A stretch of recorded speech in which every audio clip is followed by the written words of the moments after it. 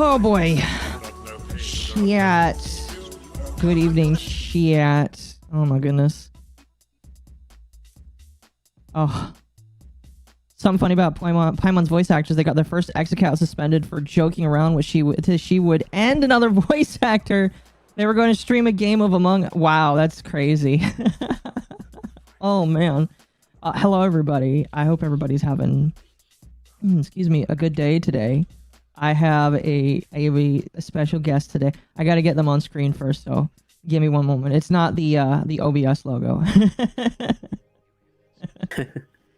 Oh man, my computer's like, why is that? Why? Okay, no, you're supposed to work now. Thank you. I just restarted you too. There we go. All right, hello. Would you introduce yourself to the audience? Hello, I am the most greatest haters content creator now, thanks to someone starting with T. Oh, I feel like there's some context here I'm missing. Haven't you heard about that drama yet? No. I'm really only consumed with VTubers and niche micro celebrities. So there's a chance I missed it. Okay, yeah, that's been a wild week for sure. Oh boy. But for those that don't know me, I'm Espiritu, the most deranged, insane, lunatic anti-tuber on the platform. Mm-hmm. And also #1 target for Tectone. Oh, and his community. Is that his are you his new crusade now? That's interesting. What did you do? I made a singular video about a tweet and I said he was out of touch. Oh no. I mean, that's and probably true. But like, what was he out of touch about? I'm kind of curious. He was making a long-winded tweet about how you need a roundabout way of saying you need to be a millionaire by a certain age if you're going to be a content creator. Oh yeah, that and one. I was just like, one, do you mean full-time? Because it's like he didn't add the word full-time in there. Yeah. And then I was like, even if you mean full-time, you don't need to be a millionaire to be successful on YouTube. And I was just kind of like, it's a bit out of touch. Oh, yeah. And then he lost his shit in my comment section. He said, stop weaponizing your ignorance of a 19-minute long video, took it out of context, oh my and whined to me in the DMs about taking him out of misrepresenting his tweet, even though he admitted in the DMs that I showed it in full context, and then took me out of context. I was like, that's amazing. That's absolutely amazing. Yeah. Anything. Some people will do anything for drama, especially when it revolves around themselves. And oh man, that's insane. So like, what is the newest with that? So did you make another video talking about it, or what is like? Honestly, I couldn't be fucked. Yeah. I didn't even watch his video because my own friends in real life, they like, one of them messaged me, and then my other one was in the car with me when we were going to Croat, and he's like, "Oh yeah, I watched that video from Tectone." I was like, "How was it?" I didn't watch much. I like watched like 10 seconds of it, and he's like, "It was pretty stupid." He's like, he kept saying he wasn't bothered by it, but he really wants you to delete it, and I'm like, so he's bothered by it. He's like, yeah, he's bothered by it, and I'm like, was this on? I know you have 2 channels. Was this on your second channel? yeah, my larger channel. Sorry, Okay. yeah, it's my main Espiritu channel. Okay. Okay. Which one is it? So I have Espiritu and then a Spiritu Analysis. Yes. I'm forgetting my own channel names. No, you're totally good. You're totally good. Yeah. The Spiritu Analysis is the one that I've kind of been mainly working on now because I'm kind of rebuilding the whole anime content again, since YouTube has just been very weird and fickle over the last couple of years because of the algorithm changes. No, I mean, yeah, the way that YouTube works now is you've got to have a specific topic that you're trying to build a channel around. Oh, I need to make sure I get you up on this screen as well. Very professional, chat. I'm very, very professional. So it's on your bigger channel, and you just Yeah. I've been mostly just shit posting on it. I'm kind of tempted to watch this video. I don't know.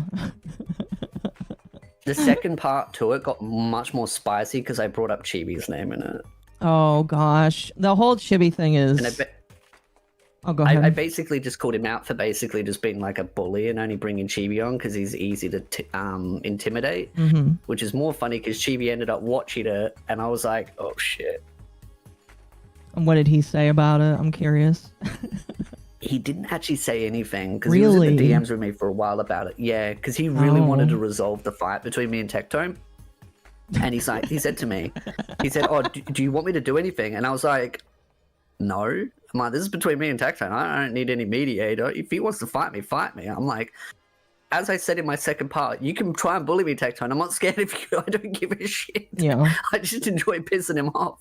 Which he did, because apparently he said I was a snake because I wanted to get on his podcast. I was like, yeah, because I wanted to fucking meme the shit out of you. Oh, the one where he is talking about anime with all of his friends. Yeah. Yeah. He's talking about anime with all of the people that don't know anything about anime. Yeah, except for Chibi. Except Chibi gets called a pedophile by all of the cool buddies on that podcast. Or I don't. Okay, yeah, my apologies. I don't think they said that. I'm pretty sure they haven't said that. But they did like infer that people that liked Lolicon, were like that. If I remember, my apologies. I only watched it once, so you are going to have to fill in the blanks for me on that one. Yeah, Tectone's stance on lolly stuff is much like Nux's. It flip-flops from time to time, and honestly even I can't keep up with it because I'm not even really a lolly fan. I'm a MILF lover. I mean, that's very fair. That's very fair. That's probably why you watch me. Yeah. That's it's very tasteful in my personal opinion.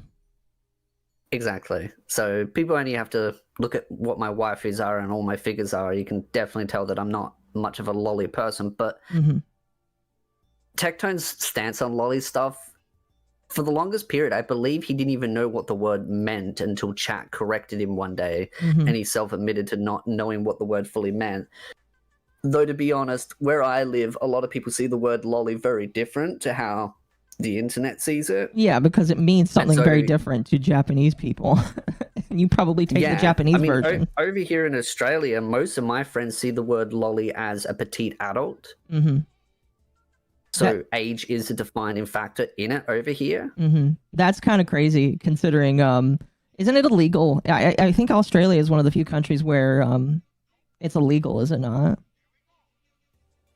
It is not illegal to have lolly stuff. It's isn't it illegal to have lolicon? Not that I have any.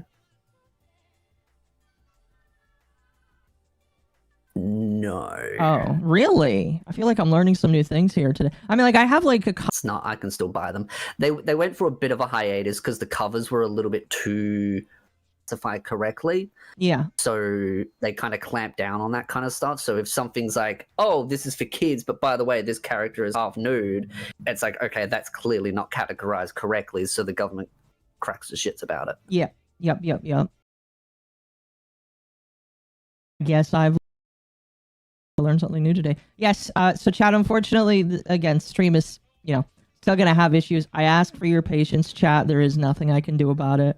Just chill about it, chat, and hopefully it'll buffer through. If not, the lollycon's got her. Don't worry, chat. We'll be just fine.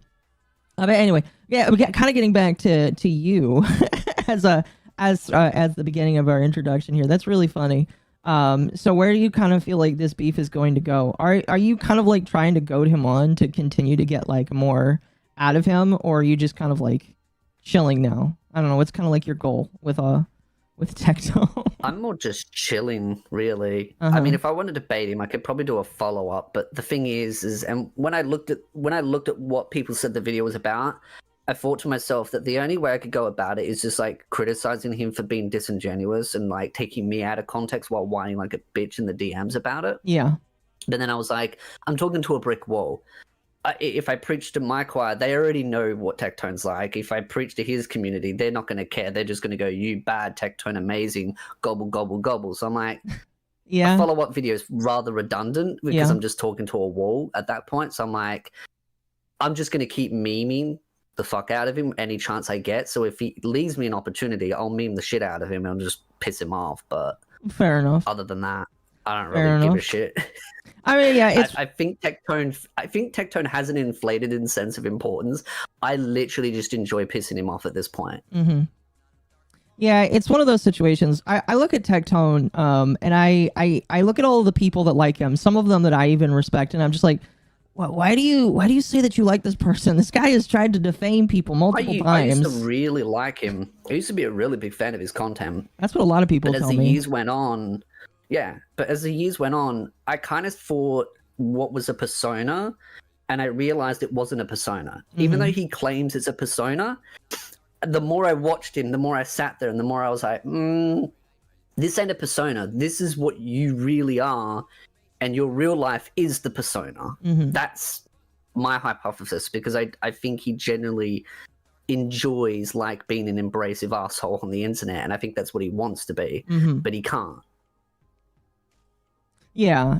I don't know. Like the crazy thing is, I know that he searches his name on Twitter all the fucking time. Because I remember one time when I just made a off tweet. I don't even remember what I said. This was like 2 or 3 years ago. This is how long ago this was. I just said something about him, and I checked like a couple of weeks later, and the motherfucker blocked me. And it's just like, I didn't even mention you. All I said was some random about you, and I blocked you, or you blocked me, and it's just it's hilarious.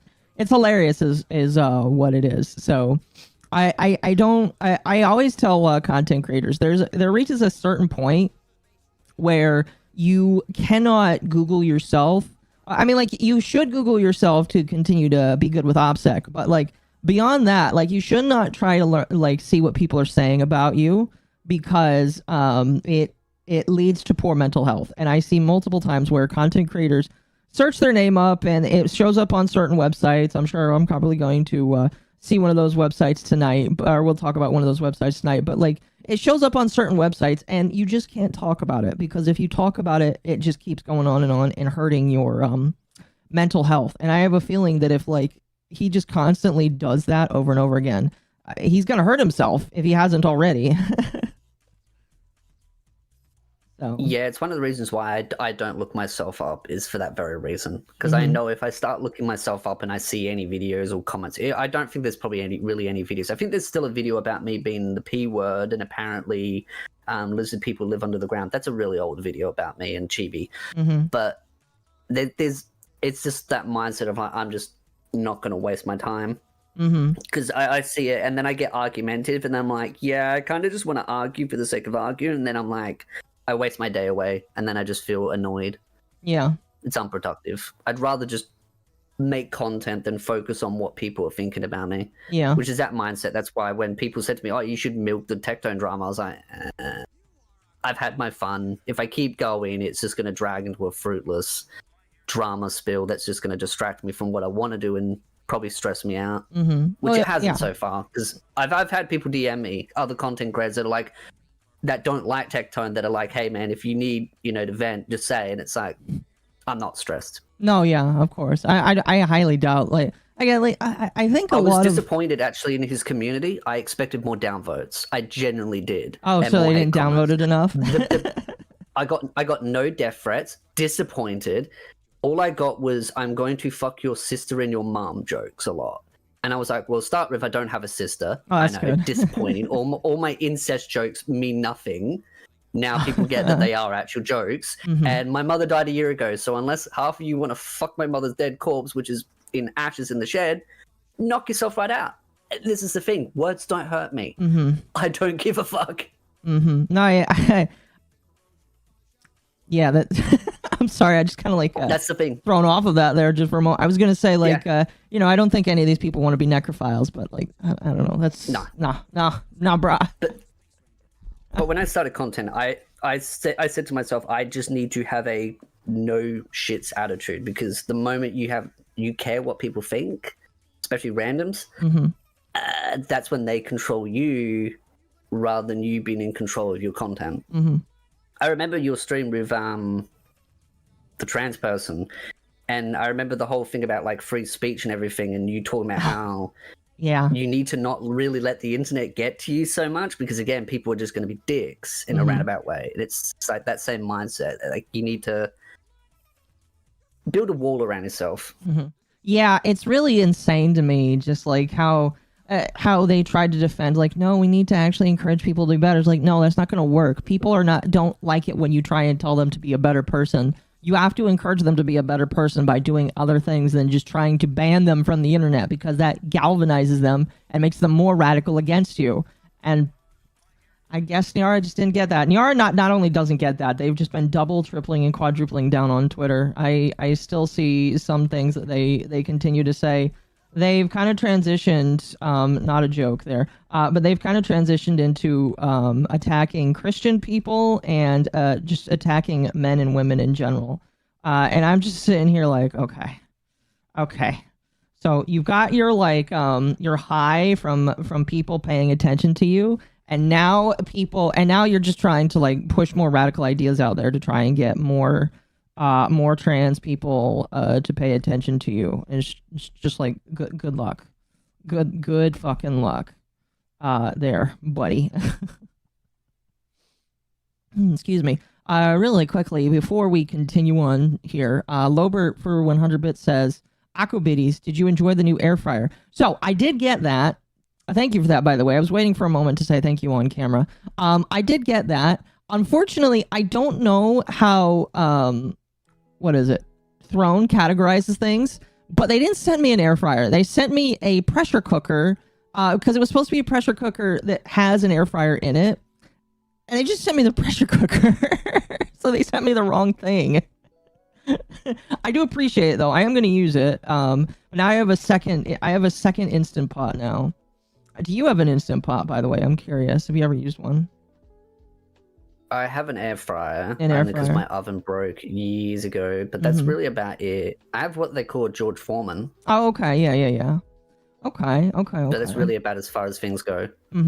Other than the usual microwave and stove. Yeah. I really like Instant Pots because it can do so many different things. Like, if you get an Instant Pot and an air fryer, like, you've taken care of quite a lot of things you need. Because, like, the air fryer can just... I've seen my parents... when I used to live with them during the pandemic, they had an air fryer, like an early model of one. And my mom just started cooking steak in it. And she sends me pictures sometimes of her cooking steak to this day. She just shows me the steak that she cooks in her air fryer. It's really funny. So, yeah, those things are pretty damn cool, which is why I put one on Throne. But I guess the Throne people sent me the wrong thing. That's whatever, though. I do appreciate the new pressure cooker. I am going to use it. What's up, chat? But anyway, chat, we have a couple of fun things to talk about tonight. All of them are things I've been waiting to talk about. things that I could have talked about earlier this week, but because I have been so loaded this week, and I will actually have a little bit more fun loaded things next week. I have another special guest next week, chat. It'll be fun. But today we've got a bunch of fun stuff here. I was thinking about starting with Minecraft first because Minecraft was just so soft and so fun to meme about. But since we're talking about people getting bothered on the internet, I feel like we should talk about Boblax first, because Boblax is one of those individuals that kind of... I am curious here. How much did you watch Boblax a little bit, if at all? I don't know. He's an interesting character. I haven't, no. You've never watched Boblax. Okay. Do you know what kind of content he creates? No. Okay. So Boblax used to be the guy that ran the Internet versus YouTube channel. It was basically a channel where all this man did was load up Twitter, and when there was a controversy worth reading, he would read those tweets for his YouTube audience and then put it up on YouTube. And it was actually a pretty decent a thing for him to do. He made quite a bit of money by doing it. With a lot of his friends. He used to be part of the drama or commentary community, basically. And what ended up happening is he had a falling out with Nicholas Diorio and all of the people in the drama commentary community circle of friends. He ended up coming out as non-binary, so technically I can't call him a he.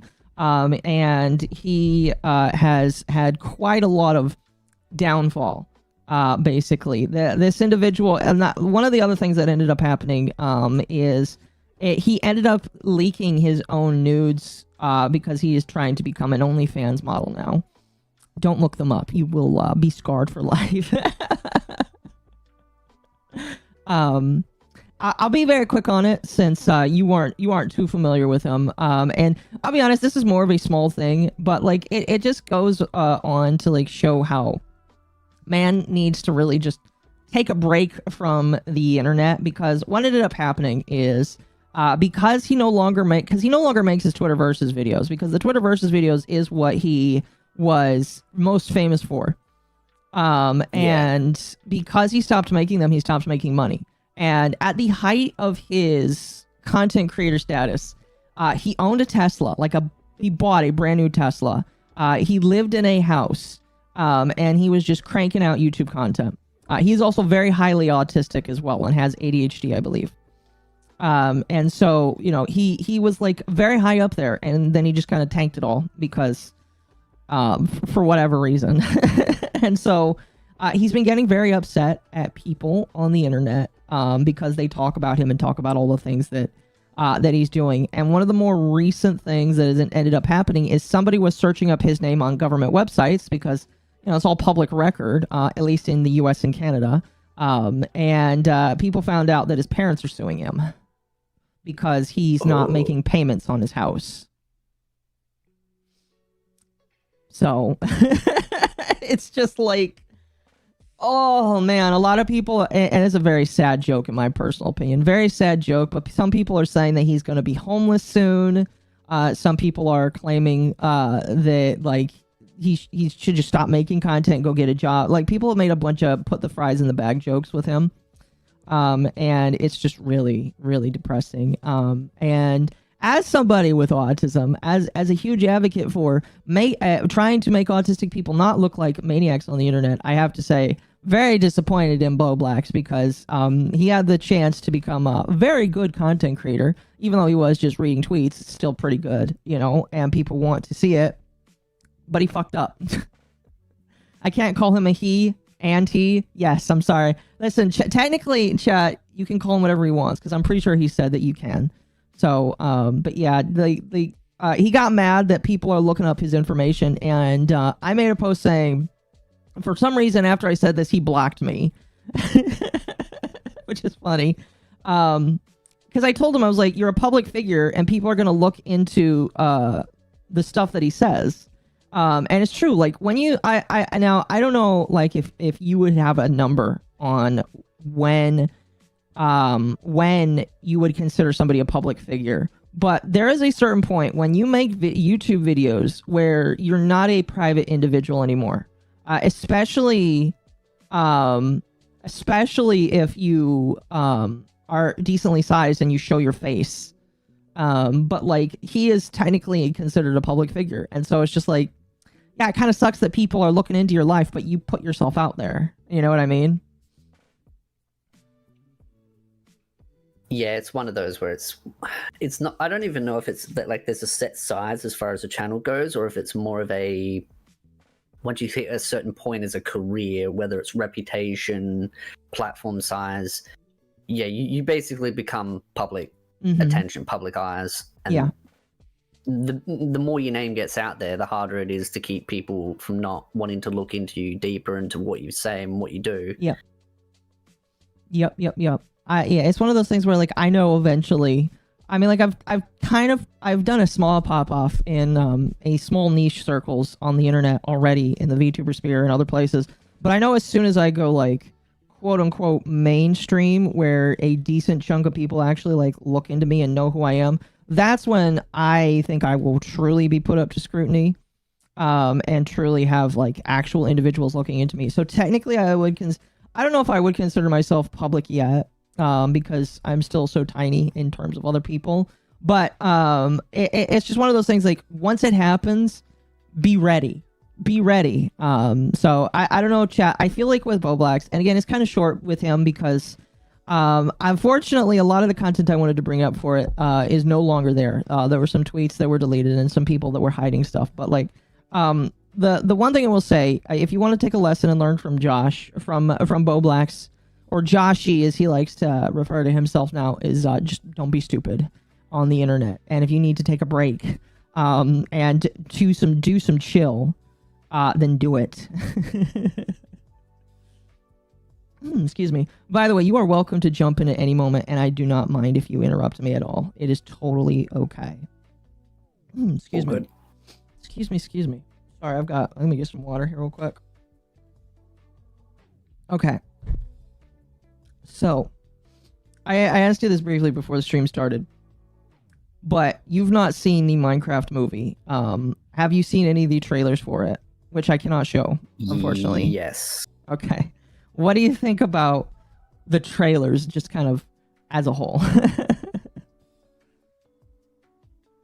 I don't understand who came up with the idea at a board meeting to make the movie and the way they did and how they went about it. And I get why they picked the actors they did. It's a mixture of DEI hires and just pick the biggest names we can think of that will be stupid enough to take a dumb paycheck to make themselves look stupid. I sometimes think two of the male actors in there have a humiliation fetish because some of the movies they take. Yeah. Even though I kind of liked one of them in the new Need for Speed, even though Need for Speed is no longer about cars, but is it Need for Speed or Fast and Furious? I forget the names, the game and the movies. But yeah, I knew when I saw the trailers, I was like, yeah, this is a recipe for disaster. Oh yeah, 100%. And everyone's just saying how bad it is. Just more funny because people are defending it saying, well, it is for kids. And I'm like, I think kids don't even want to watch this shit. I actually, what's crazy is it is kind of popular with some kids because it has, according to the internet, it has one of the biggest opening days in the world for a video game movie. I believe it surpassed the Mario movie. I don't know if it was the Mario movie or the Sonic movie, but it surpassed one of them in terms of like how much money it made on day one. So a lot of people are saying that this movie is strictly like a kids movie, that it is not made for more than just kids, which is kind of like disappointing in my personal opinion, because like have you played a lot of Minecraft? I'm assuming you probably, everybody has played Minecraft, I would assume. I have, yeah. Okay, so like you kind of have some expectations for what like a Minecraft movie could be. You know what I mean? It's just like there's been so many animations that people have made and so much content on Minecraft that like there is an expectation for Mojang's official thing coming out. You would just like not expect this. You know what I mean? I'm a little bit surprised that kids are really digging it, but I guess, yeah, I don't know. I just don't know what would be that interesting about it. Movifying every game out there just seems kind of redundant to me. Mm-hmm. Yeah, I guess, yeah, kids love Minecraft, so yes, it makes sense why that would be more popular over, say, like Mario, because Mario, I think, does appease to an older audience because of its sort of Nintendo nature. Mm-hmm. No, yeah, I agree. Like, I think the thing that's kind of sad is because you just slap the name Minecraft on it, and then you get a bunch of buzzwords, which everybody's shouting in chat.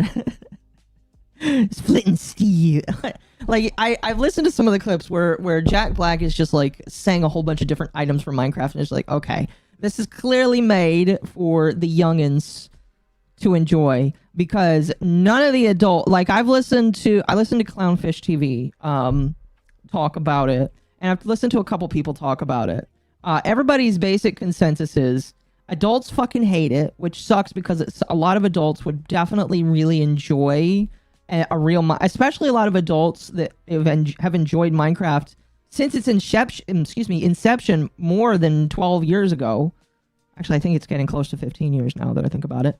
And so, like, I think a lot of people were disappointed, mostly because this had the potential to be very good for adults and kids. But what it ended up being is just, somebody compared it to, I think, a Jumanji ripoff. Have you seen the original Jumanji?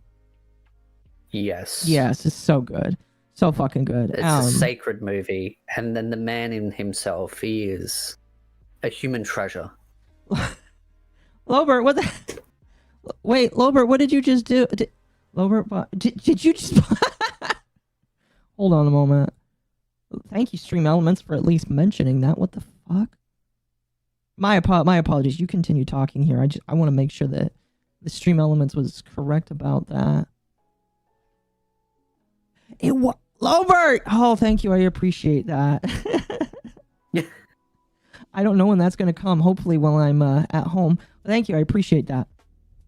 But yeah, so it's just like the Minecraft movie as a whole, as it says here on this Deadline article, it's going to make a shit ton of money. It's going to make 260 million worldwide on the opening weekend, which means after tomorrow, they're expecting this movie to be that high, which is insane to me. Absolutely insane to me. But again, because I'm not a kid, I do think what the formula is parents see, oh, it's a Minecraft movie. They see their kids that really like Minecraft, and then they're just going to take them and see it. That's all I think it's going to be, unfortunately. Yeah. And like, the thing that's crazy is I've listened to people who have seen the movie. They said that, like, Black is Steve, obviously, and then Jason Momoa and the two kids basically come into the world randomly. Like Jason Momoa's character, like, owns a video game shop that's falling into the ground, and he's trying to save it. And so, like, the moral of the movie is to be creative, basically. So it's very very funny, very interesting. I guess it has a good theme then. Be creative. Could have been worse. No, yeah, it is, again, like, I will probably, if I had a friend where I live, nearby where I lived, if I still lived nearby my family, or if I just, like, lived, if I had friends that would take me nearby, I would probably see it, but I would not go see this on my own, and I would definitely not watch this without, like, getting high on something. I do feel like Jack Black probably was the right pick for this, but I feel like the current Jack Black in his certain views is probably what turns people off from the movie, compared to if we had the original Jack Black from, like, I forget the movie's name, I think Kid Rock or something. Schoolhouse of Rock, that's it. Yeah. Something like that. Then I think he would have been much more accepted. I think adults would have liked the movie much more if it was more of that old school Jack Black, compared to Jack Black that doesn't like certain political leanings. Oh my god. Yeah. Oh fuck. I remember that when his buddy was up on stage. I can't remember specifically what the comments were, but, like, it took an outrage for him to come and say, "Yeah, my buddy probably shouldn't have said that." Oh, that was really bad. Yeah. Oh goodness. Yeah. I don't know. I think that I think the biggest issue with the movie is everybody just said that Jack Black was just playing Jack Black, and that's the biggest problem. I mean, like, here's the thing. What would... That's become a common trait for actors. Yeah, and I don't really like that. I mean, like, here's the thing. With the Sonic movies, like, Jim Carrey is, for the most part, okay, because Jim Carrey insanity is kind of just what Eggman would be in general, but I would appreciate it if Jim Carrey was less Jim Carrey and a little bit more Dr. Robotnik, you know what I mean? So, like, I actually watched a video about Jim Carrey the other day, and I think it kind of makes me realize that what happens with actors is they kind of fit into like a certain acting style, and people kind of like, it succeeds, and it's kind of like YouTubers. It works once, so they keep hammering it again and again and again and again and again and again and again until they milk it, and then the actor doesn't know how to do anything else. Yeah. But then you have some actors that are like certain ones from certain car series. I love taking jabs at that series. Some of those actors, they act like themselves in real life, or how they want to be seen, and so that's their only acting ability, is just like, I'm big, tough, strong. I don't lose fight. I'm cool. And it's just like, you throw that in every movie, everyone goes, oh my god, it's so amazing, wow, my painting. And then they get a box office, but it gets more and more and more shallow, and people just kind of go, you know, I'll watch it, but don't know why. Yeah. Oh, I agree. I think that's how I feel like Hollywood is to me. It just feels like everything's the same. Unless it's Henry Cavill, then I'm a straight white male, and my god, would I happily jump into his fucking arms. Yeah, that's fair. That's very fair. I mean, like, he probably works to make himself the guy that all guys would probably want to jump into. But that's very fair. I think the problem I have with actors these days is, like, they're not fun to watch anymore. Like, I've looked at a lot of old movies. In fact, I remember it was a couple of weeks ago. I was in a hotel for a couple of days, and I saw the Taken movie, the original Taken movie by Liam Neeson, and I was like, holy fuck. Like, this is a little rough and ragged, but this is what I wish we had as movies today. Just like, where are good movies? Like a lot of the old stuff. It's just, a lot of the new stuff today just feels so boring and classless. I don't know. I think a lot of the new movies also kind of, they have the same problem as the voice acting community in English. They use the same very small circle of actors. Yeah. And so that's kind of like all they do. They just go, oh, these are the big actors that will bring in views. Let's just keep using them. Oh, by the way, they have like no acting range, so we have to now fit the story around their acting ability. And then it kind of feels hollow and shallow. Yeah. Sorry, I just...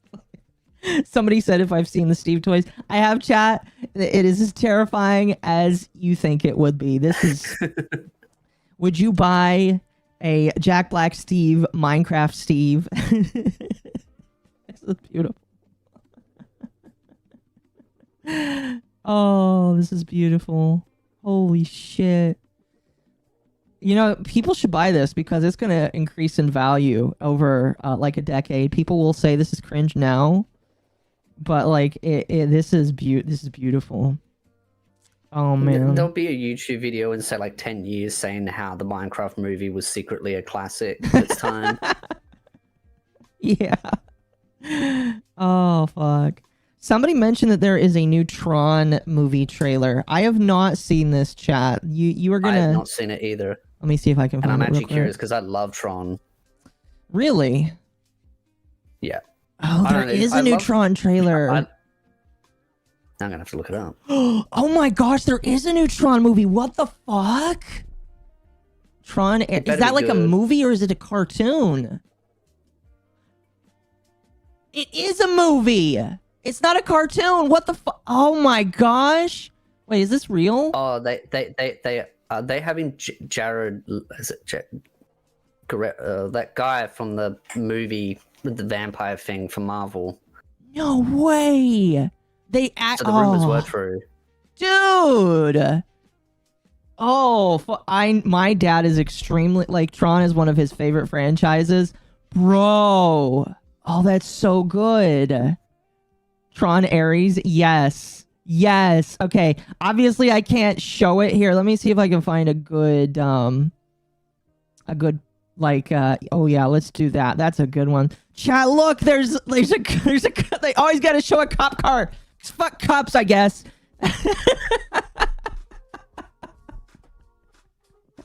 This is awesome. Oh, so because like in the last movie, Tron Legacy, the big thing was they were trying to get to the real world, and I guess they actually got to the real world. Nine Inch Nails did the soundtrack. I heard the rumors about it. How long has this been in the rumor mill for? Holy crap! I saw videos about it like 6 and 12 months ago, and because that's why when I saw the trailer of I forget what it was, the singer, he was apparently going to be in it, and everyone was freaking out. Excuse me. I just remember a lot of time when people would say that, because like they had Tron Legacy, and then they did the TV show that everybody loved, including me. Did I see the Naked Gun trailer? I have not. No. But like I know a lot of people tease that this would be a new movie for a long time, and I assume what happened is that it was going to be a movie, and then they shelved it. I guess they've just been working on it for a while now. I don't know, but I'm very excited to see this now. This is very interesting to me. Oh man. I'm kind of terrified though, because it is Disney's Tron now. So, I don't know. Side topic. I've heard some people thinking that Disney is slowly healing. What do you think about that? I'll see it to believe it. Yeah. Yeah. Rip Daft Punk. Well, it didn't Daft Punk kind of like graduate? They kind of stepped away from doing music? Or are they still doing music? Daft Punk kind of moved. I think they have kind of like stepped away. Yeah. Wasn't it like they kind of had a falling out with each other? Like both of them decided that they were they were done with each other? I can't remember. I can't remember. Excuse me. Was that the McDonald's toys? No. Okay. Have you seen the McDonald's Minecraft toys? Those are funny. Oh, excuse me.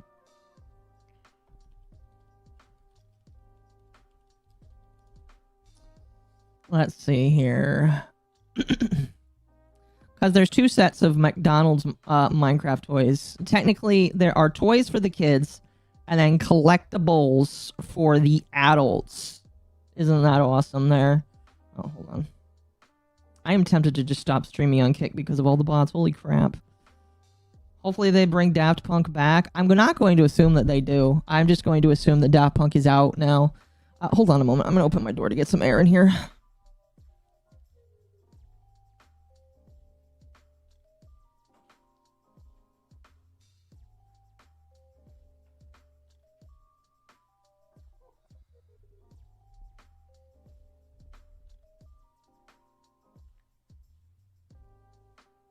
Okay. Disney isn't healing. They're just following the money. I mean, if they just follow the money, that's fine. I don't mind if they are, you know, if they follow the money and just do their shit, then I don't care, you know? Excuse me. Anyway, so this is the Lego, or not Lego, excuse me. Lego Minecraft stuff is cool. But this is the Minecraft movie McDonald's toys. The ones on the left are for the kids, and the ones on the right are for adults. Because you can, I'm curious, do they have this in Australia where you are?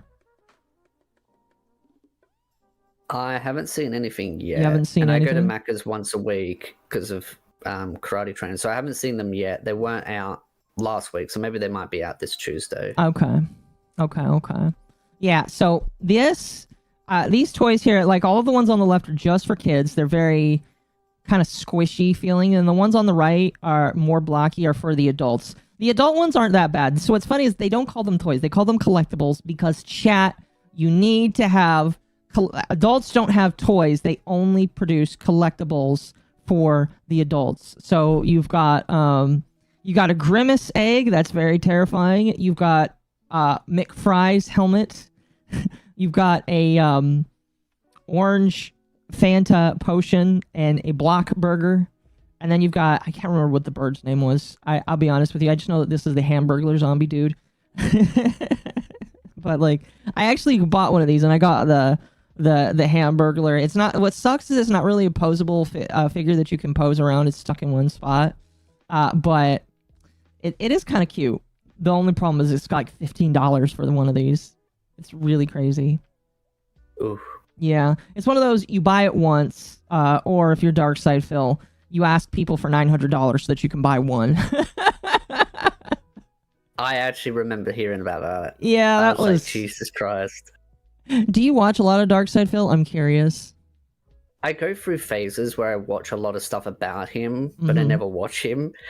I swear to God, he is the gift that keeps on giving for some content creators. Like, there's an entire ecosystem built around his stupidity. Yes. Yeah, I actually like listen. if he just disappeared one day, there'd be a massive portion of the internet that would no longer be able to make content. Like, there's an entire content creator sphere built on his career. Yeah. He produces jobs.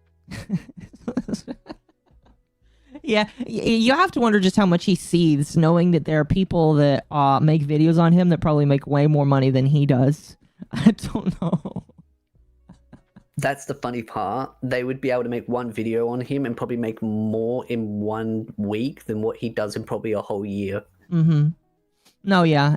I have at times debated if I wanted to like make a video on him, but it's just like, people probably, a lot of his detractors will probably get mad at me if I do it wrong, so I might as well just like, there's just some things where I just don't feel like touching, because there's some locales on the internet where if you touch them and you don't get it right, people get very, very pissy. You know what I mean? So I just don't feel like touching it is him. interesting to look at the last 10-15 years of content creation, how some content creators have changed so much over the years. Some that used to be well respected and beloved are like absolutely despised. Yeah, it is really funny. I mean, speaking of locales, is there one that you really just like, besides DSP, I guess, that you enjoy occasionally looking at from afar?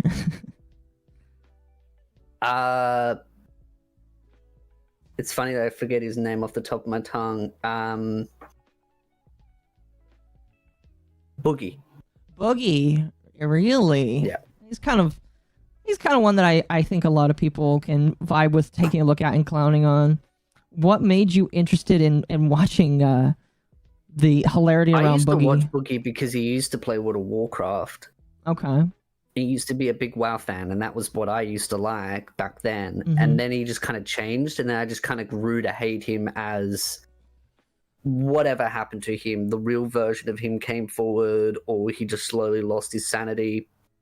I feel like YouTube does slowly corrupt us over time. And I think it just depends on, it sounds like a game term, like how much resistance to corruption we have. Yeah. Depends on how long we can last. Like, are we going to be a PewDiePie and have a happy family and live happily ever after and not have it corrupt us? Or are we going to turn into a Boogie where we slowly go batshit insane and start smashing tables and end up on Keemstar's podcast, who I absolutely despise with every fiber of my being. You despise the killer Keemstar. Yeah. Yeah. Which is funny because when the original ad apocalypse happened, he went on a big like tantrum saying, all small content creators should quit and you'll never make it. And I remember I said in one of his tweets, I said, challenge accepted. And here I am, still around. And here you are, content, picking fights with the next guy that said that. Yeah. Challenge and accepted succeeding. ×2. Yeah. Great. Sacred locales, yes. There's a lot of locales that I won't mention because of how niche they are, and I'm not ready yet to talk about them. But I obviously, Chris Chan is like very fun one. Hassan was always despised. Do you want to know what's crazy? I'm pretty sure Hassan started out as like not really a pickup artist, but he used to do like the young men's life advice. That's where Hassan started. Oh man. Really? Yeah. I don't know where his origins are. I just know where he's at right now, which is just I can't even say it on street. It's just like, yeah. Son. I don't know how he still has a platform. It's because he's protected. It's because the platform that he's on actively protects him. That's why. Yeah. Let's see. I don't care about where he was born or where he grew up. Let's see. I don't care about 2024. I want to... Let's see. Oh, that's right. He did start as an intern from the Young Turks. That's right. I forgot about that. Oh, yeah. I remember that, yeah. Oh, this website doesn't tell me about his early life. I swear that he started off as a young men's advice guy. Just like giving silly young men's advice. And then he kind of like transitioned into other stuff. Let's see. I don't have enough time to look it up now. He was a Tate. I think he was. Don't forget the poop squatch. Oh. Chat, we're not going to ever bring up Andy Ditch again. Andy Ditch is one of those individuals that, like, you look at briefly, you recognize that that man should not be given any amount of attention on the internet, and then you look away because he pisses you off.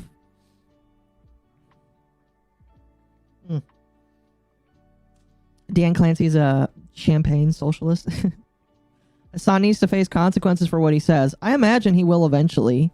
I mean, like, right now, the biggest thing that's happening with Hassan is he's complaining that, like, Asmongold is the brand new biggest political streamer on the platform, which is hilarious for him to say, because I don't think Asmongold really considers himself a political streamer, but, like, that's just what he pushes on to him. So. Watching him crash out over Asmongold is comical. Mm-hmm. It is. That is the true definition of rent-free in its most pure sense. Oh, yeah. I mean, like, right now, a lot of his crash outs involve... not Hassan, that's him. A lot of them involve H3H3, because H3H3 is still going on the schizo warpath against him. He has it out for Destiny, because him and Destiny have been beefing for a long time. And he goes after Asmongold as well. Like, that is his circulating room. And then he talks about how he talks about how much he hates a Twitter account called Yeet that likes to catalog all of these people. It's really funny. Really, really funny. Yeah, I follow them. They like a lot of my tweets. The Yeet account? Yeah. That's funny. Yeah, the Yeet account is pretty good. I told them in DMs. I was like, "You do a service. You are very good. You're very assisting." That's another individual that has created jobs. See, these are job creators. These are great for the economy. We need more job creators. We do. All these content creators are creating so many jobs, and they don't get to be benefiting from it. Exactly. It's just funny that the fact that Yeet has made many content creators very, very wealthy now, because people are just like, oh, I'm just going to cover this Yeet tweet, which I've done it. Yeah, I do it. It's great. It's way easier. It's like I don't even have to do I don't even have to do the research. I'm like, it's right there. It's clipped. It's tweeted. I'm like, beautiful. Thank you. And sometimes there's a little thread for it. I'm like, it's beautiful. It is. That's the kind of people that I like in society. People that do my work for me. Exactly. We need a lot of people like that. Based Yeet account. Yes. Here, chat. Let me I'll pull it up in another tab. I can pull it up. Yep, there it is. Yeet. Follow Yeet, chat. They are as they say, the TMZ for streamers. Oh, they have a Kick account. Do they actually stream? That's interesting. That's funny. They also have a Discord server. That's kind of terrifying. But, you know, is what it is. But yeah, this is a great account because of just how much fun stuff they do. They've got 20,000 followers. And when did it say when they made their account? January of last year. Interesting. There you go. There you go. But yes, I like the I'm surprised account. They're not bigger. They will grow slowly. Slowly. I'm going to join their live stream fail place. Agree and join. Oh, they have a Reddit account? Oh. Sorry, I just hate Reddit. I don't know what you think about Reddit, but I just hate Reddit. I can't stand it. I refuse to use it. I had an old account. I no longer use it. Like, I had an account for a while. The problem that I have is it's just been overrun by so many bad people. I don't know if you were watching when I talked about it the other day, but like there are a lot of female subreddits that end up getting overtaken by people that just like ban females and then just let a whole bunch of people that aren't females come in and talk about female issues when they're not females. And they ruin the subs for women that actually have real questions about women issues, if you know what I mean. I have kind of an opposite issue to that, where I'm now going to complain about women.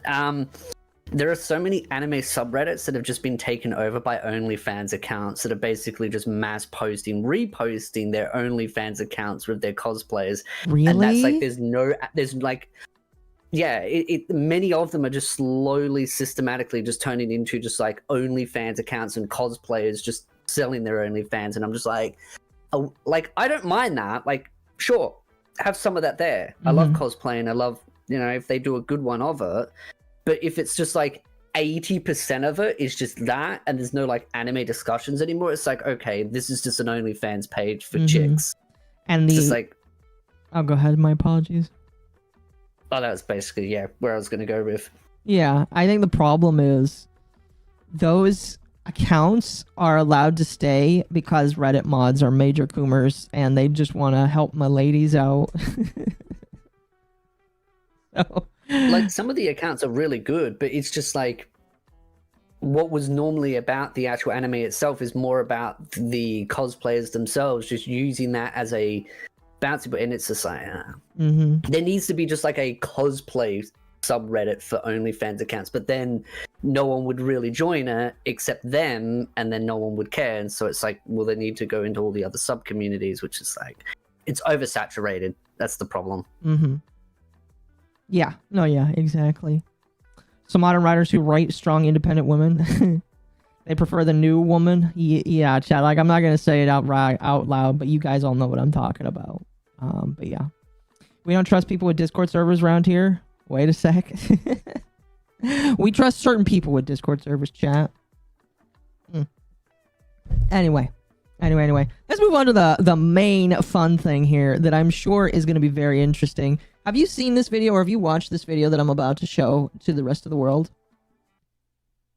It depends on the video. So this is Corina Bedeker, I believe. I don't know if like that's how to announce their name. This is the main voice for Paimon in English. She's the English Paimon person. What's crazy is if you listen to her, you can hear it almost immediately. It's kind of terrifying. She is one of the biggest. What's funny is her thing says stop the bootlicking, but she is one of the biggest bootlickers of the ENVA strikes going on. She is also a scab because she continues to work through the strikes, even though she has told other people to stop working because she has medical issues.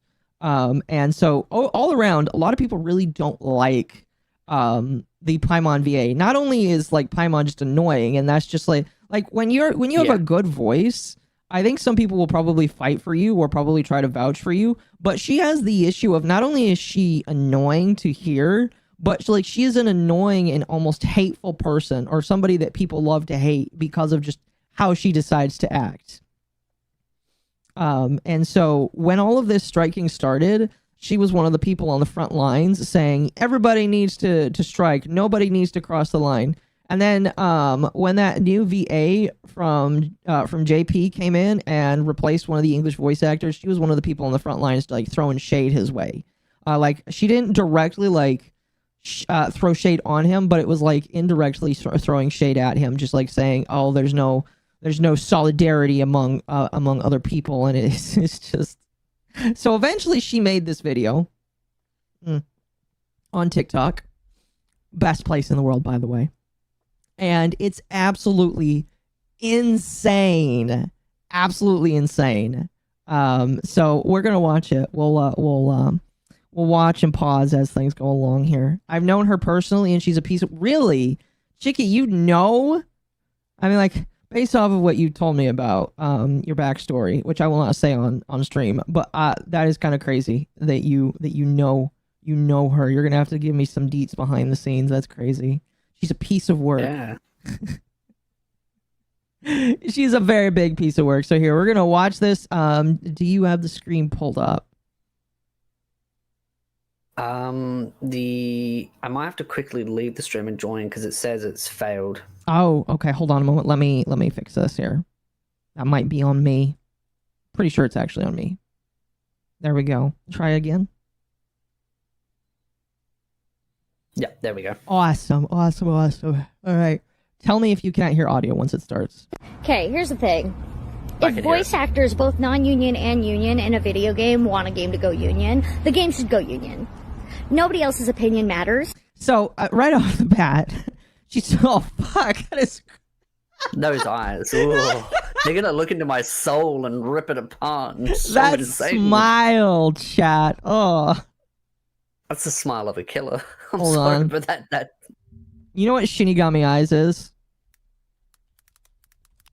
Yes. Let me look up a picture here. This woman. I see no difference here. You know what I mean? Like you just put that over. Oh no.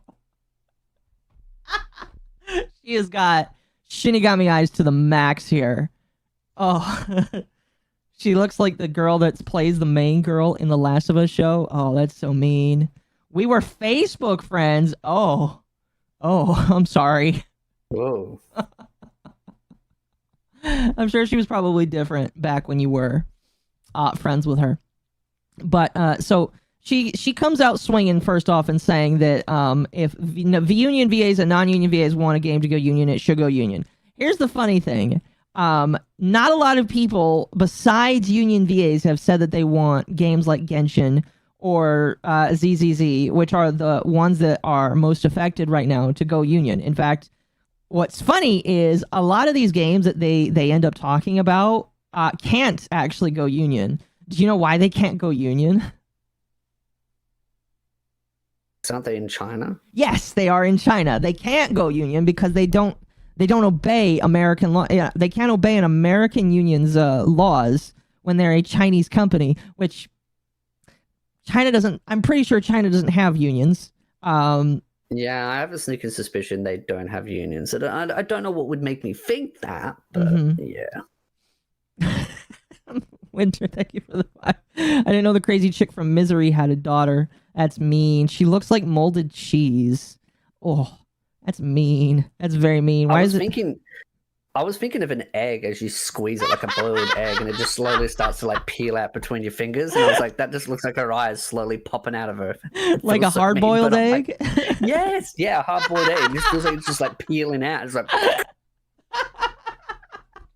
my gosh. Oh, why is there a human gerbil hybrid on my screen? Oh. Karina was much the same person. She screams when she causes when streaming games. Really? So Karina has been... So again, according to my friend here, again, I'm not going to out them. But like, according to my friend here in the chat, they are saying that Karina has always been this insane. That's kind of depressing. I don't know. That's just kind of depressing. Oh. Anyway. But like, outright, she's like, the falsehood is being planted that she is saying that people want this union to exist. I disagree. I don't think non-union people want games to go union because they are probably non-union because they don't like the unions to begin with.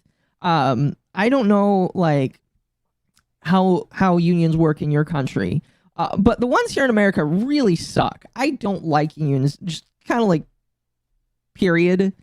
And unions is a very hot topic over here because some people love them, some people absolutely despise them. And I've never had to deal with unions, but my mother worked in the nursing industry and she had to deal with unions, and they're very money hungry. They are.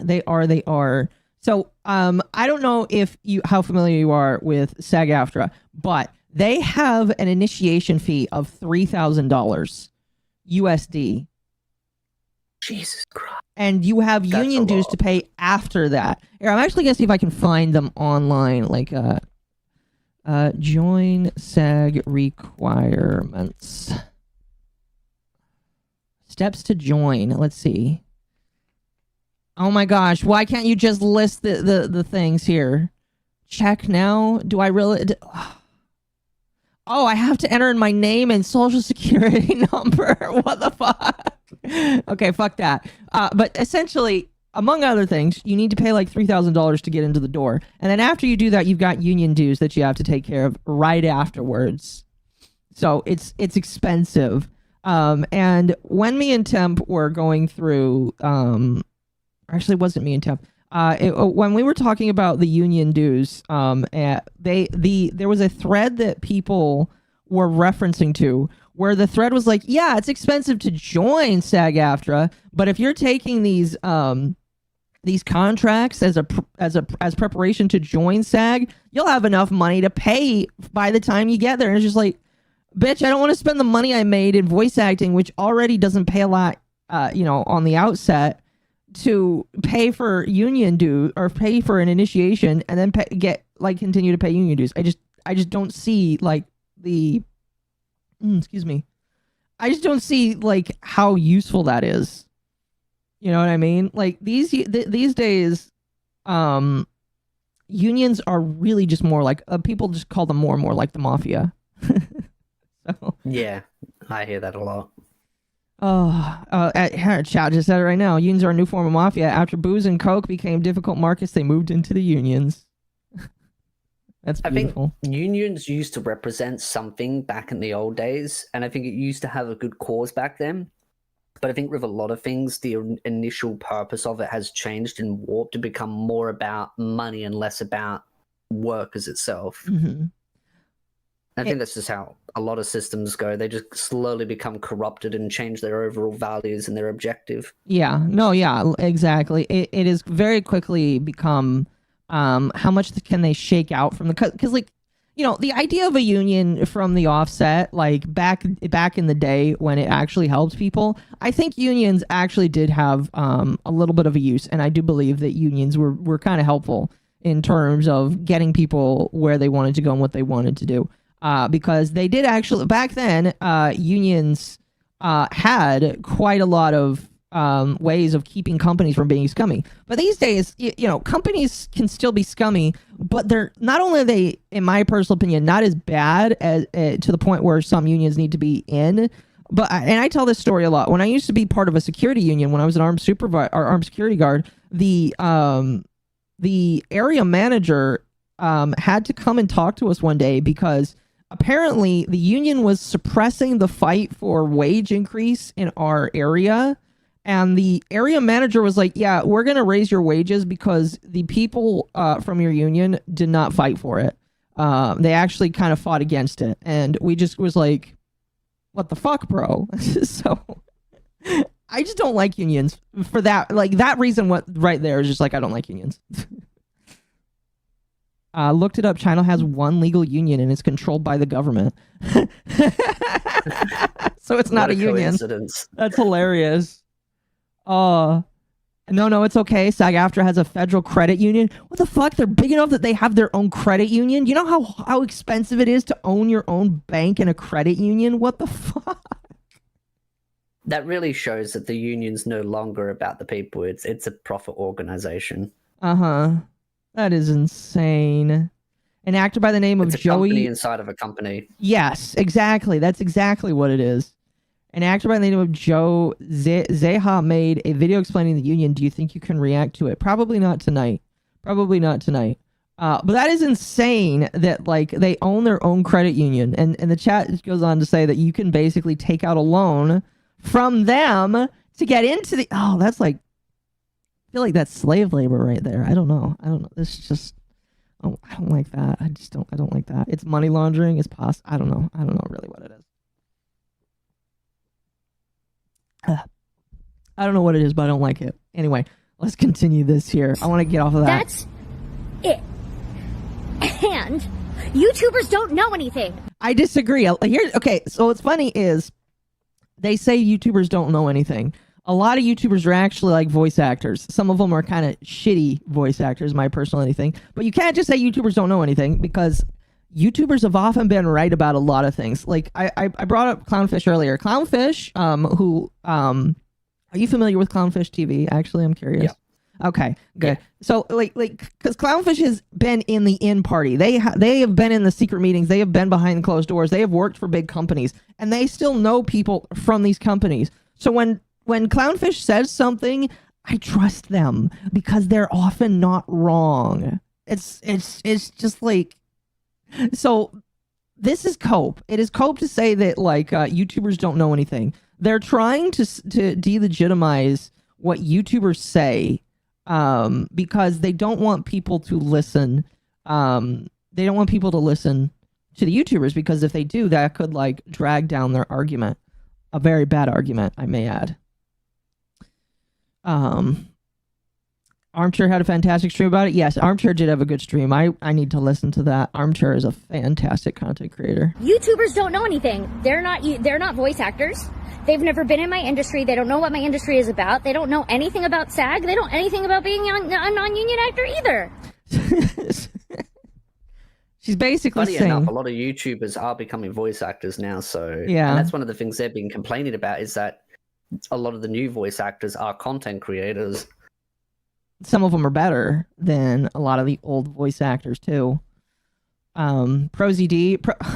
Chat, I don't like ProZD. Do you know who ProZD is? Are you familiar with them? Yes. Yeah, I don't really like ProZD. The problem I have with ProZD is I didn't bring it up, but like one of the biggest controversies that ProZD had is he walked into the scene and said that that white people shouldn't be allowed to voice black parts because it takes away from marginalized people, and he campaigned on that quite a lot. And it got to the point where he was no longer allowed to voice well, I don't know if this is actually still true. I imagine it might have gotten a little bit better for him. But there was a point where he approached his agent for a part in a show that he wanted to do, and the agent only gave him the Asian parts. And he's like, well, I kind of want to voice some of these white parts too. And the agent's like, you can't do that. That's not how it works these days. And so a lot of people like to point to him as like you motherfucker started self-segregating yourself. It's just, that's why I don't like him.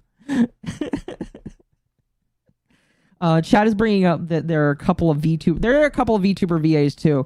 I am indifferent on VAs I don't like VAs in general. Or excuse me, let me rephrase that. I don't like English VAs in general because most English VAs have screwed the pooch, as it were, in terms of opportunities. So I'm indifferent to VTuber VAs. I would have to review every single one and see what their political beliefs are before I make a determination about them. Not just their politics, but just in general. Also, really quickly, want to make sure I give the love. Sneaky Cats, thank you for the supas so far. You are very generous. I very much appreciate you. Who is Armchair? Here, I will show you, chat. I will show you. Armchair is a fantastic YouTuber. Have you seen any of Armchair's stuff? He's great. Not that I know of. I'm gonna have to look it up too. I'm actually gonna bring up his channel here, so I'll show you. Okay, Expert Armchair. What the hell? What the fuck did it just? Where'd it go? Gosh damn it! Why did it do that? Oh, there it is. Perfect. Expert Armchair is a VTuber that is literally just a chair. Literally just a chair. And he likes to talk about a wide variety of things. I believe he's also Australian. In fact, I'm pretty sure he is also Australian. And he like is a very educated dude that talks about a wide variety of topics. Most of them revolve around VTubers because VTubers is like the big thing of his. He has like a couple of other things he talks about as well. He recently talked about SAG Aftra as well, which is I heard was really good, so I need to do that. He talked about the Hassan Piker puff pieces that have been coming out. He talked about Pirate Software. That was a good stream as well. But he's talked a lot about VTubers and just like drama and culture, and he like does a really good job of breaking things down and making things go really good. And I really deeply appreciate all of his content. I actually had him on here once. Really quickly, Sneaky Cats, thank you for the 1, 2, 3, 4, 5, 6, 7 super chats, and then the 8th one that was 50. I deeply appreciate you, Sneaky. You are very much appreciated. You are the MVP of tonight. And then Wolfsbane for 2, ProZD sucked as Huang in Soul Calibur 6. That's right. We listened to some clips of ProZD from Soul Calibur 6, and he did bad. And then Brave for the 2 bits. Brave coming through to leave a couple bits and leaving right away. Good morning. Thank you, and good morning to you too. Vic Mignogna and Crispin are good ones. Well, the problem is I don't really consider Vic a VA anymore because they kind of kicked him out of the industry. I mean, he still technically is, but by the same token, I just, like, it's a little bit different because he's not really in the industry anymore because they kicked him out, you know? Anyway, follow our expert, our armchair expert. He's fantastic. Help him get to 10,000. He's really good at what he does, and he honestly deserves way more attention than I do. Anyway, let's continue this. This is fantastic. Stop telling me to go to liars. Liars. They are paid to lie to you. Also, Talking about I'm YouTubers. sorry. They have more incentive to lie. They have more of an incentive to lie because idiots like you fall for their shit and they get... She's calling her audience idiots, by the way. It's very nice of her to say. Very nice to just call all of her audience idiots right there. And I when do. she starts pointing at me, I'm waiting for her to say, she'll be like, "Where's your manager?" She's kind of doing that with the pose that she's striking right now. Where's your manager? Excuse me, the sign says $3, not $5. I want to see your manager right this instant. Yes, perfect. But I really like, okay, because here's the thing. Are YouTubers incentivized to, like, lie to you? I think that YouTubers are incentivized to make money. Some of them will probably lie if they think that's going to get the most hits and attractions out of them, which I think is retarded and stupid because they should not be lying. But yes, some YouTubers are probably going to lie, and that sucks. But I what's funny is she mentions that people are lying. She does not mention what they are lying about. I can't remember if she actually, like, mentions it during the rest of this clip here. What is the emergency food yapping about? Chat, she's not even good. Listen, Paimon deserves, even though I hate Paimon deserves better than this woman right here. All right, this woman deserves way better. Or excuse me, Paimon deserves way better than whatever. To be honest, Paimon is going to be her entire career, and probably the only thing people will remember her by is an annoying little fairy that everybody hates with a high-pitched voice that I've grown to hate. I just changed it to Japanese because I can't stand most of the English voice actors now. I just can't stand it, period. I just hate the fact that whenever I, like, play a game or watch an anime, most of them are all the same. And I'm just like, oh, yeah, it's that voice actor. It's like such a small circle of the same people. And anytime someone new comes in, they try and, like, bully them out. And so you don't get much variety. It's just, like, the same cool kids group for them. Hassan cough. Yeah.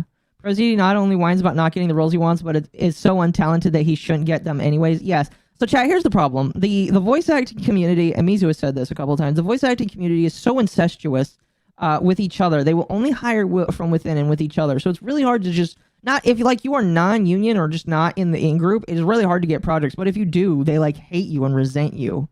She sounds like a screaming rat. Yeah, I hope Paimon gets recast. If she keeps going on her tirade, I expect that to be the case. The only reason why she is still here now is because she continues to work, even though she says that other people need to strike. I don't know why MiHoYo hasn't replaced her. Maybe there was I can't remember what platform. It might be YouTube, but there's a VA in Genshin that did a diss track on her. Yes, I don't know where that is. Chat, if you know that and you see it, please send it to me. We will listen to that live. But there's somebody did a diss track on this woman. I think that they actually go by they, them. I don't know. Listening to her in Chinese, her voice is soft. Really? I mean, I don't play Genshin anymore, but I will say right in front of God and all of these witnesses, all right, that if they get rid of Karina and replace her, I will play Genshin again. Okay, I will play Genshin again if they get rid of her. Period. I will not spend money in the game because I can't afford to, but I will play Genshin again. So, She was in Hyperdimension Neptunia? Really? Really? That's funny. If I hear Monica Rial at all, I immediately change the language. I mean, I just don't watch anime in English anymore either. I just can't support any of those people whatsoever. I can only support the Japanese VAs, you know. I fully expect MiHoYo to go full Japan, Korean, Chinese actors and drop all English actors. I hope so. Like I said the other day, before, like what I said the other day that kind of went semi-viral, I would prefer it if just voice actors in America were no longer given the right to voice act for Japanese stuff, and instead we just got subs or no voices at all. Well, in games, but for animes, I would prefer it if we just had Japanese subs, period. Oh my gosh, Banman. Yes, hello, Banman. Welcome to the chat. I hope you're having a good day today. The interesting part is if they actually got rid of dubs, they'd probably get rid of all the anime tourists, which probably would be good. Yeah, I agree. I could rant for a long time about anime tourists and how bad they are. Speaking of which, just kind of a side tangent, what do you think of gatekeeping? I like to ask people that. I used to be opposed to it. I now vividly stand for it. We need to gatekeep. Mm-hmm. Why did you used to be against it? I'm just curious, like, what kind of changed you for it? I used to be all about, bring as many people into the anime community. Let's have a big, vibrant, great community. But then as it started to grow, I started to realize, we're getting some people that really don't like anime, but are forcing themselves into a community that they say they like, but they want to change it, so they clearly don't like. And I'm like, no. And then they try and push you out, the actual fan of the series or the community, so that they can then change it. And it's like, okay, well, you're going to change it, but then you're not going to like the change anyway. And then you're going to go to another community and trash that. So it's like, now I'm just at that point where I'm just like, yeah, no, we need to gatekeep. Oh, I agree. And it includes fans and content creators. We need to gatekeep some content creators out. I agree. I like legitimately. I unfortunately I feel like VTubing is too saturated with normies for it to be properly gate kept. But like I will still maintain my my stance that the VTubing not community VTubing medium as a whole needs to be gate kept against losers. Kind of like this. I'll be honest with you. We need to gatekeep against these kinds of losers. Gatekeeping is the immune system of a hobby or fandom. Exactly. I'm so glad that a lot of the people I actually respect on the internet actually agree with me on that, because whenever I talk about gatekeeping, a lot of normies hate me for it, and I actually got a lot of pushback for it. But all of the people I respect, they're like, yeah, we should gatekeep, and some of them are like, I can only agree with you behind the scenes, and it's just like, it's okay. I'm glad that you agree with me. Yeah, I've been pretty vocal about it more so recently, now that there's this kind of like influx of tourists. And it's funny because people say the word tourist is like derogatory. Good. I just see it as someone that's like, well, I mean, you can see it as derogatory, but I just see it as a simple classification of someone being like, oh, you've entered into a space, you're not being respectful, and so we're using it in that belittling tone. Sorry about that.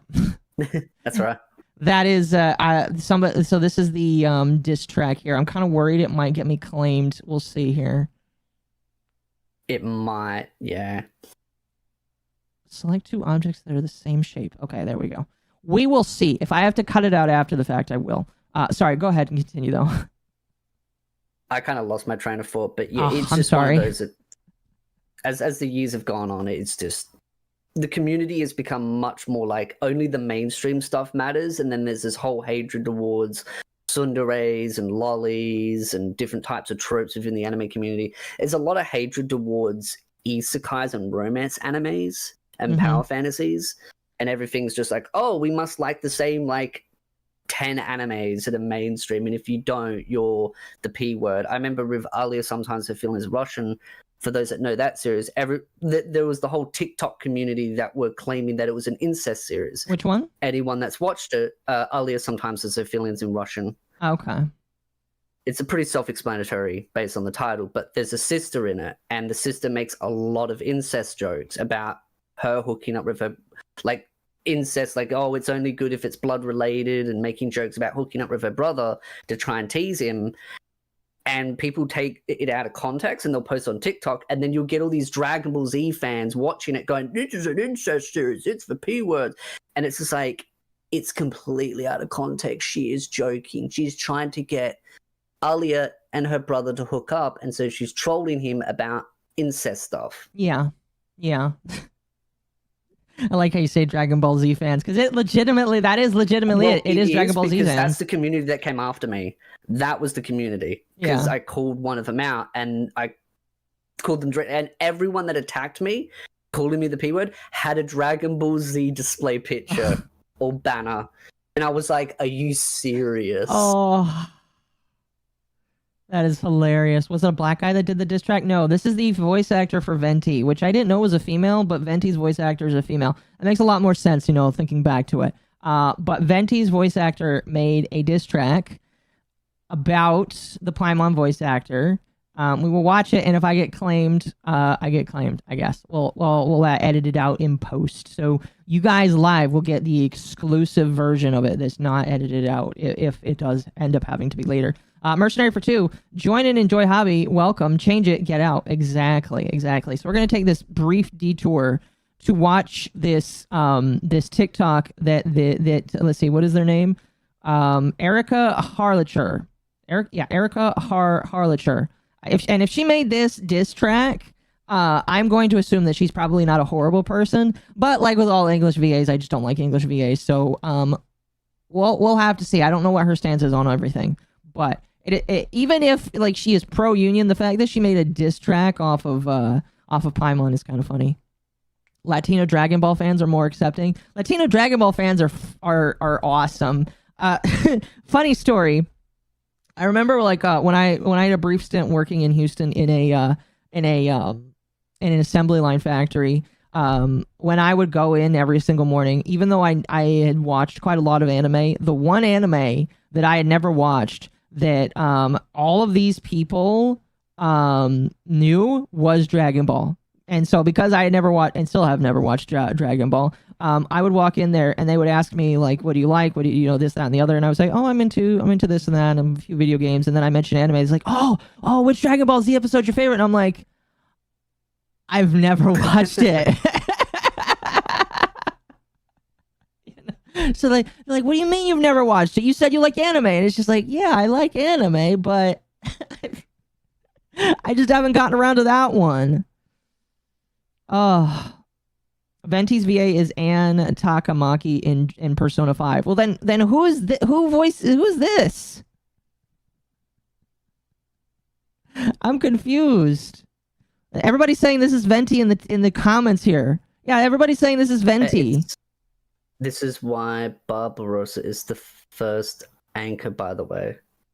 I think one of the comments said who she's voiced as. Barbarossa. I found. Hold on, I'm going to look this up. Venti voice actor. Yeah, it's Erica Harlacher. Whoever said that it wasn't Erica, you're wrong. You're wrong. It's her.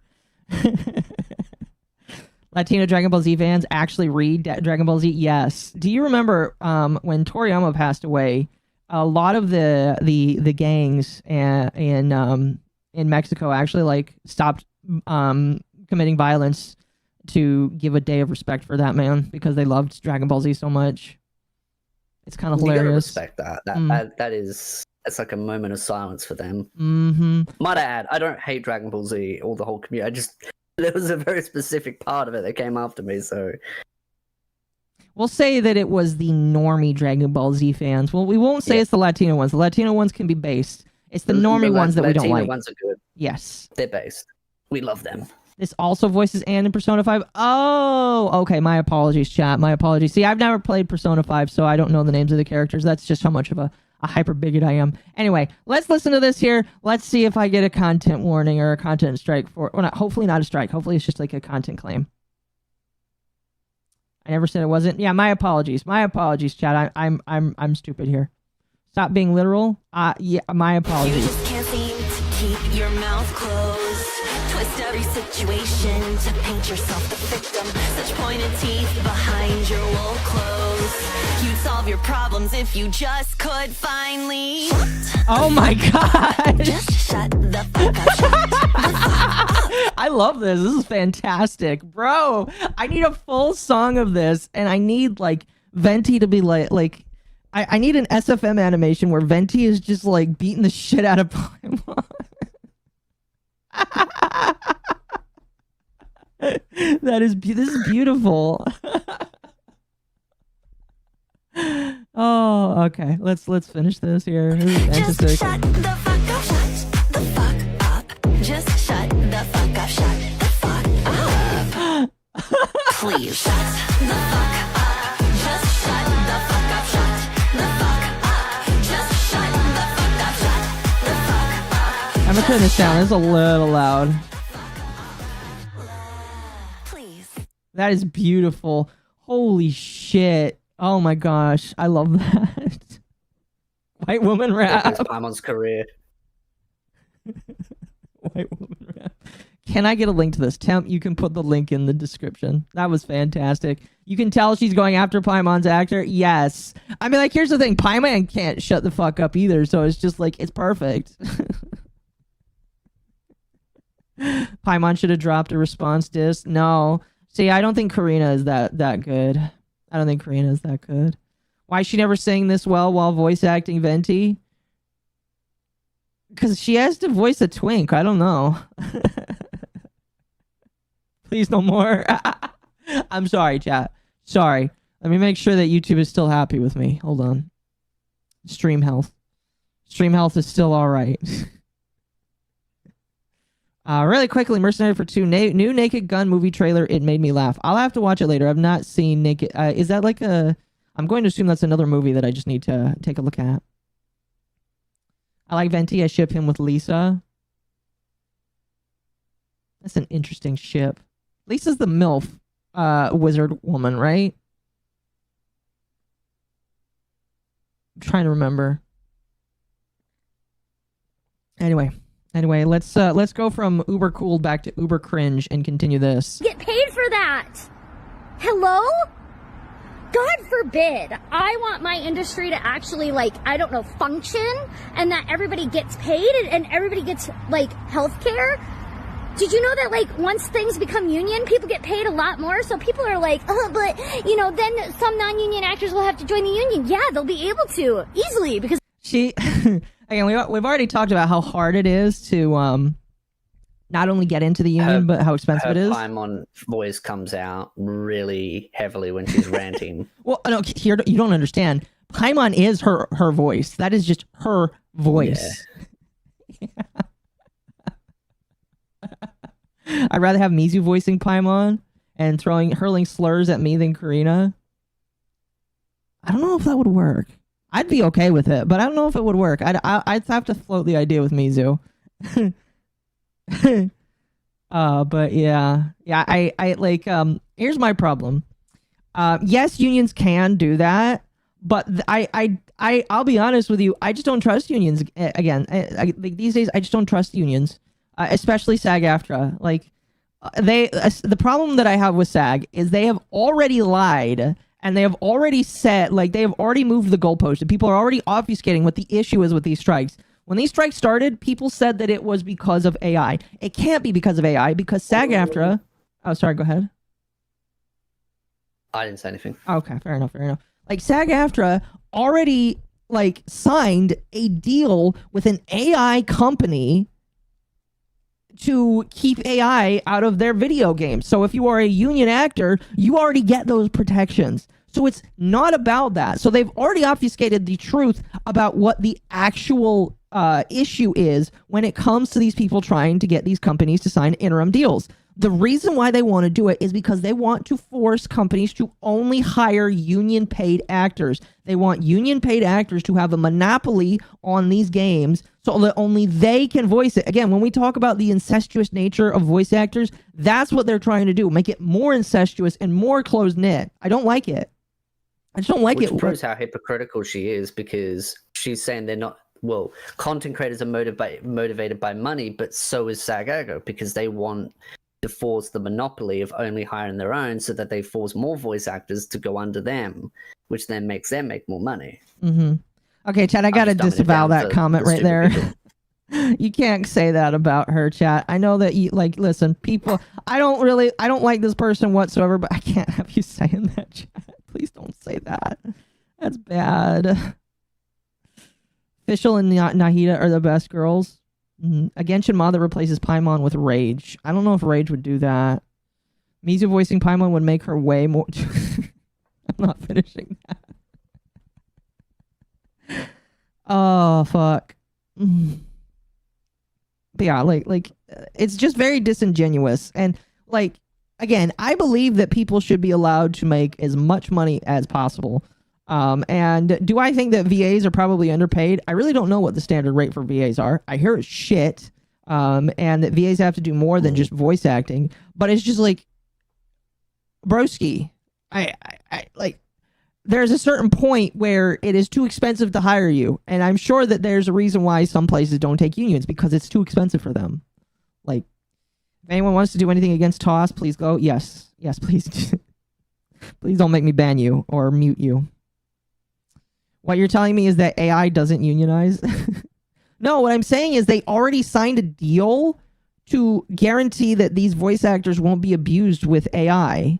That they've already signed that deal. So that's not the reason why they're bringing this in. They're bringing this in because they want a monopoly, and they continue to lie and obfuscate the truth about it.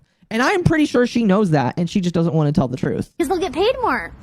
Also, there are options that the union has to help pay for those things. There are options to help people pay for the union dues. Are you going to mention any of what those are? Like the credit union that apparently exists in SAG Aftra?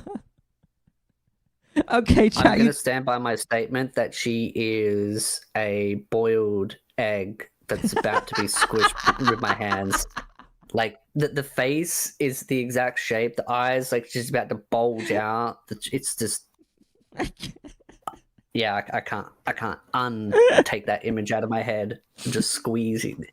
I'm not trying to be mean, but it's like her eyes are about to bulge out. Like, she's a boiled egg being squished. It's like, calm down. Calm down.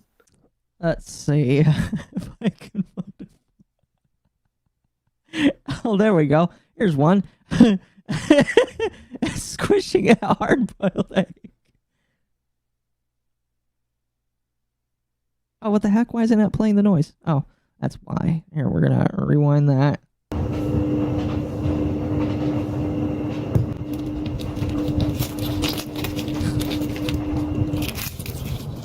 Oh, this isn't what I was... I was expecting this to just, like, be squishing the egg.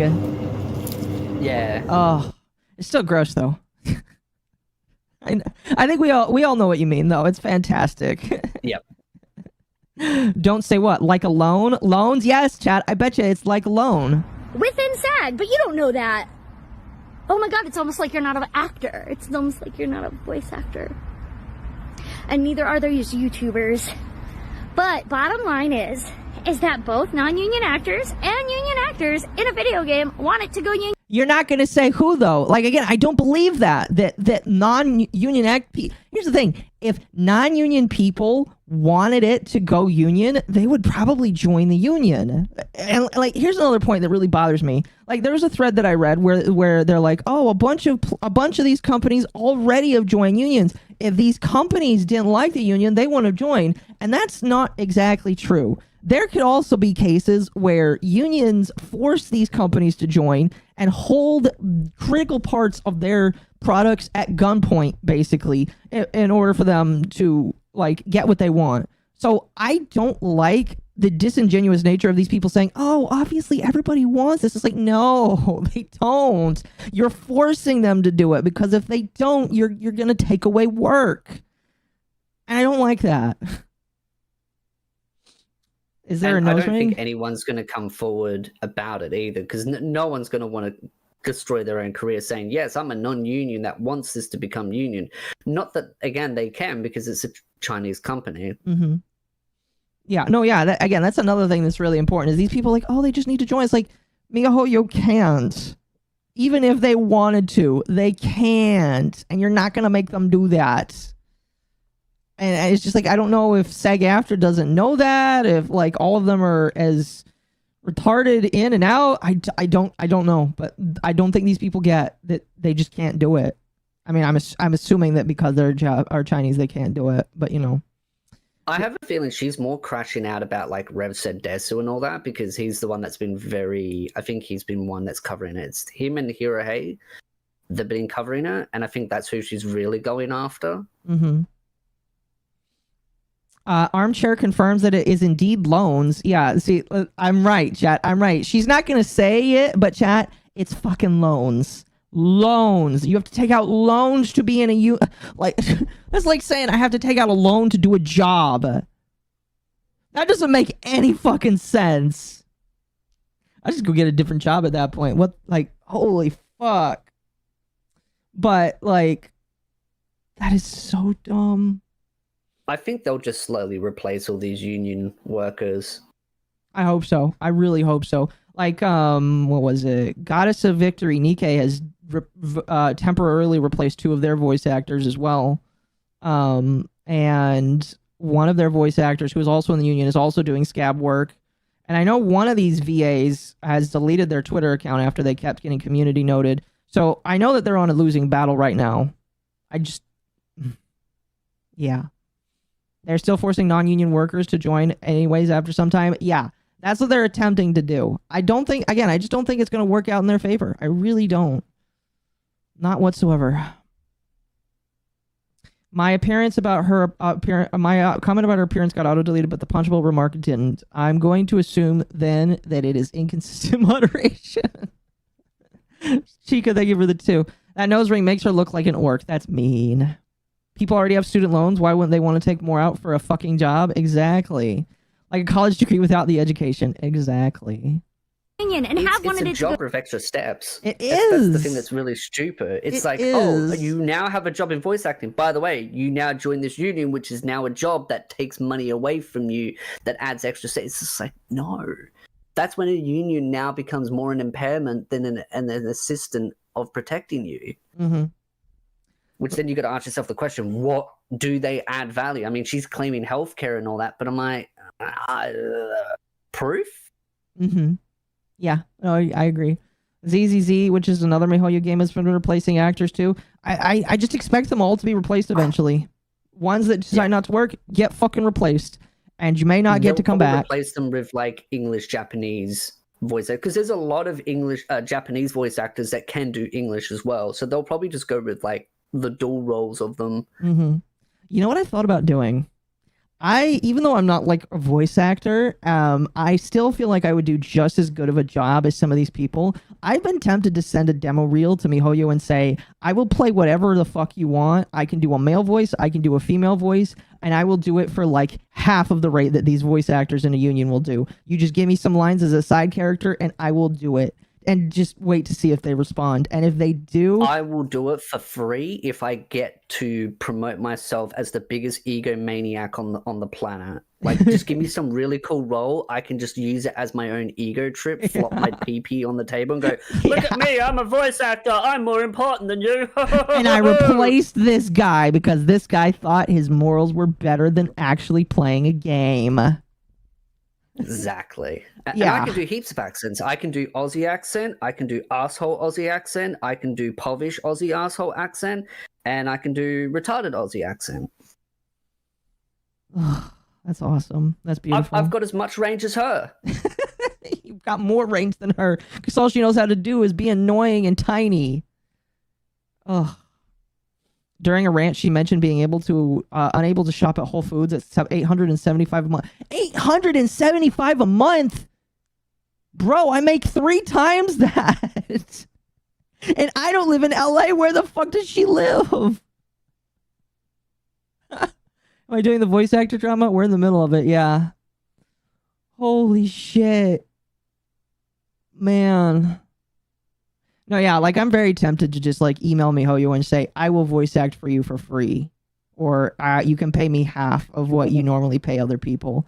If I get to do it for a couple hours a week, I will do it. So then I could put on my resume, I voice acted for MiHoYo, bitch. Only Make it my whole personality. Yeah.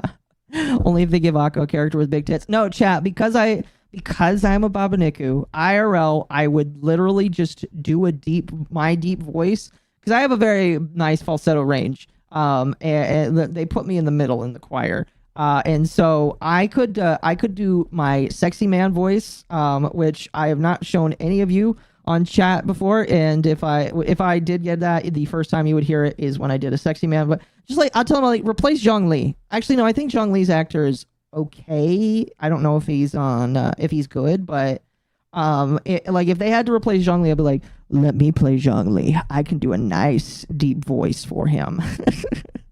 I'll do it. I don't know. Anyway, let's finish this up. Union for a long time. So nobody else's opinion that is super fucking wrong anyway matters. Hope this helps. It doesn't help, woman. Or, sorry, I think they go by they, them as well.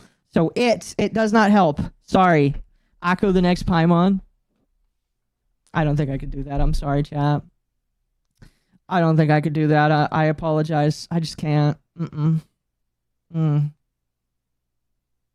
I think Mizu would probably be the best replacement, but then again, people would have different issues.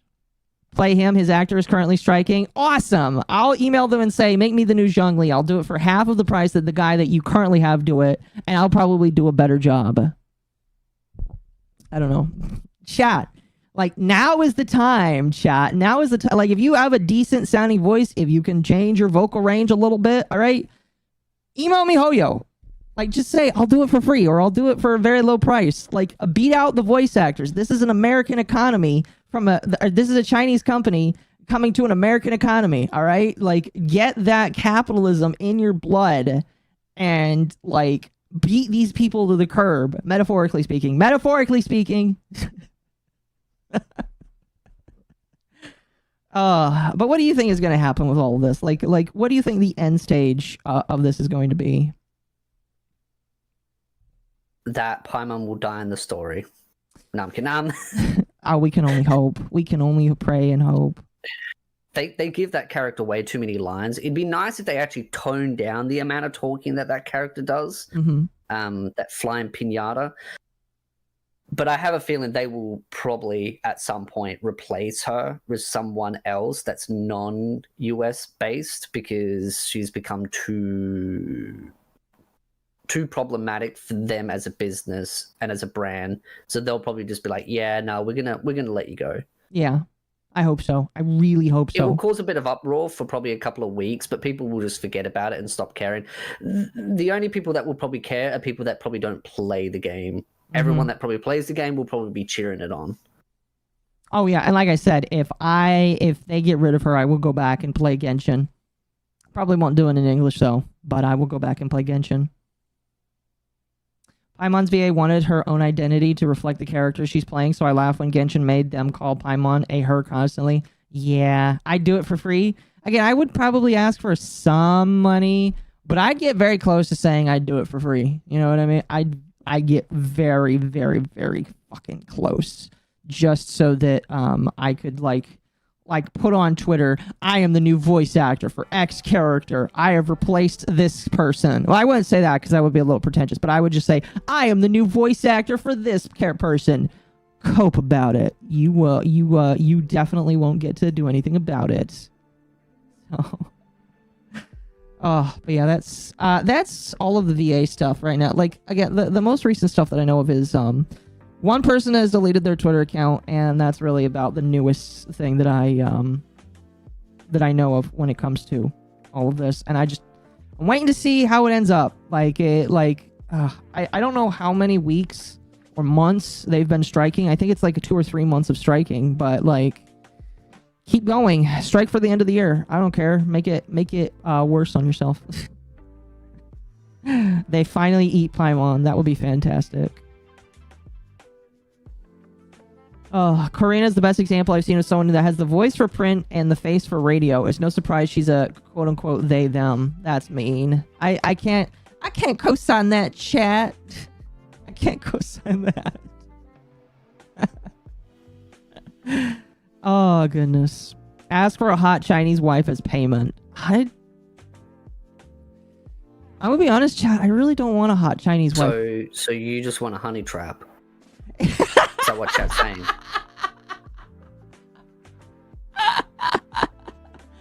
Yeah. Something like that. Yeah. I like that there. That's really funny. I mean, if you want a honey trap, just become a politician in the US. That's perfect. I love it. Won't that get you fired? Probably. Mercenary for 2. When Toriyama left, I said, see ya, Space Cowboy. Oh, that's nice. I'm all showered and clean now. Fantastic. Fantastic. I gotta take a shower after it because I came right home from work and did some prep for stream. I didn't get to do nothing else. Barely got to eat a little bit. But I love the streaming. I would voice Candace for free since she barely gets any lines to begin with. That's fair. That's very fair. That's right. I remember Candace's voice actor is also striking too. Oh, goodness. Anyway. Let us move on to the other, and probably the last big topic I have for the evening. And then after that, we can kind of just shoot the shit. Because we did meet the goal. Thank you so much, chat, for meeting the goal. We are going to go for 4 hours total. We've been going for almost 3 hours here. So if we have time after this, we will, yeah, but we'll get it. This one, funny enough, will hit close to home for you. And this is the Carl Jobst lawsuit between him and Billy Mitchell. Now, are you very familiar with this, or how familiar are you with this whole lawsuit? I've only had a little bit of knowledge as it was all developing, but I've heard a lot more about it because of the whole how it's played out and the deceptiveness of him asking for money for a case that wasn't actually what it was, and so people are super pissed with him now. Yes. Like, what's really insane. Here, let me bring this up here. Somebody actually does have what's really insane about this is from the get, everybody believed, according to Carl Jobst, that he didn't really misrepresent this, but a lot of people, I think, will firmly agree that the purpose of the lawsuit, under everybody's understanding, was that Billy Mitchell was suing Carl because of the fact that Carl said that he was a dirty, rotten cheater. Now, I'm going to say, talking about somebody who has just won over $300,000 AUS, I'm not going to say anything about Billy Mitchell. As far as I know, Billy Mitchell is a little bit mean to people, but beyond all that, he has a very successful Donkey Kong record that has been recognized by Twin Galaxies, and so I got nothing mean to say about him. Just putting that out there, you know. I don't want to get sued, and so I'm not going to say that he's a dirty, mean cheater because I don't know that for sure. I am just going to say that people have alleged a lot of things. All right, I just throwing that out there. But everybody thought that Carl Jobst was being sued because of the continuous allegations that he made that Billy Mitchell was a cheater in Donkey Kong, and that he had produced many videos talking about Billy Mitchell and the Donkey Kong cheating. But that's not what it was. And people did not discover this until the judgment came down from the court in, I think it was Victoria. Was it Victoria? I'm sorry, I don't know a lot of the areas in Australia very well. I can't remember where it was, but like they had their judgment, and Carl was found guilty, which is very insane. I actually learned this on the fly, but there's a lot of weirdness that kind of went along with this trial that everybody kind of like found out the day this happened. The first thing to kind of understand is really quickly. Thank you, Mercenary, for the 2. I used to listen to Razorfist when he warned about Carl. Really? I guess some people were warning about Carl, but nobody listened, including Billy Mitchell himself. We do have a video from Billy Mitchell that we are going to play here. But, fuck, I lost my train of thought there for a moment. Where was I going with this shit? I lost it. Anyway, so from the outset, everybody thought this lawsuit was because of the cheating, but that was not the case. And what we're gonna do is I have this video from Billy Mitchell that is now privated on his YouTube channel, because like I tried to find this video. I searched for it on YouTube. I searched the exact name. I even went to a person who was playing this video on his channel and put in the exact URL from YouTube, and it's a private video. You can't view this video anymore on YouTube. But PreserveTube has a copy of this. Super big thank you to Dylan in Lucky Entertainment that went ahead and was able to find this for me. Very much appreciate it. This is a 5-minute video that we're going to play. And this right here, chat, I don't know how long ago this video was produced, but this was Billy Mitchell coming out and actually saying what the lawsuit was all about. And for whatever fucking reason, Queensland? Yes, it was Queensland, I think. For whatever reason, everybody who saw this, if I saw this video, I would have thought that Carl was a fucking, like, idiot. Like, if I had seen this, I think if a lot of people had seen this video by Billy Mitchell, people would still think he's a scumbag, but by the same token, I think a lot of people would also, like, understand that this wasn't what it was, really about. So, here, we're gonna watch this here. Let me get it nice on the big screen. And I should say, by the way, how familiar are you with Billy Mitchell, by the way? I want to know if I want to explain it to you if you need it. I don't know much about him other than just the Donkey Kong drama. Okay. Yeah. So like the basics to understand about chat. If you don't know who the man I am showing right in front of you is, one day, by the way, chat, I think what we're going to do is we're going to watch the King of Kong Fistful of Quarters in Discord. Eventually, maybe we'll do it on my on one of my days off. But the basic way to understand this is Billy Mitchell. It was called basically the king of video games from basically the previous century, because not only did he have the high score in Donkey Kong for a while, he also was one of the first people to get to the end of the Pac-Man video game.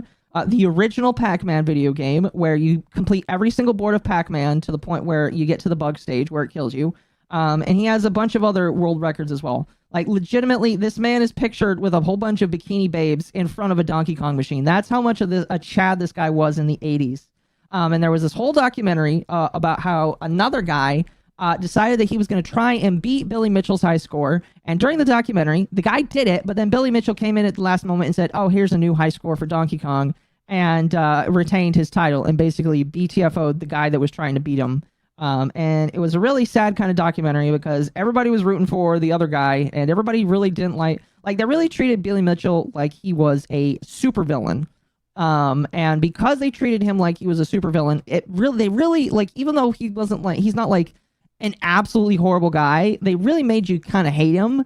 And so because of that, like, it really, when this guy started to get into controversy, and he got into controversy because people started talking about him in the now, and people, he started to sue people, or he threatened to sue people. One of the people that is going to be mentioned in this video is a guy named Apollo Legend, who was another YouTuber that unfortunately took their life a couple of years ago. And that was an individual that Billy Mitchell sued as well. So Billy Mitchell, like I have said, has a history of being a little bit litigious because he takes his image very seriously, which, hey, you know what? If you should take your image very seriously. If you feel like you're being defamed, actually being defamed, you should try and reclaim it. You should try and recoup damages if you have suffered because of that. And Billy Mitchell believed that he was for quite a long time.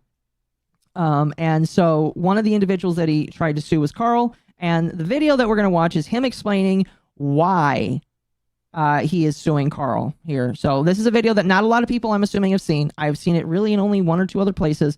We're going to go ahead and watch this here, and we'll break it down as we watch it. Greetings to everyone who took the time to... Oh, yeah, by the way...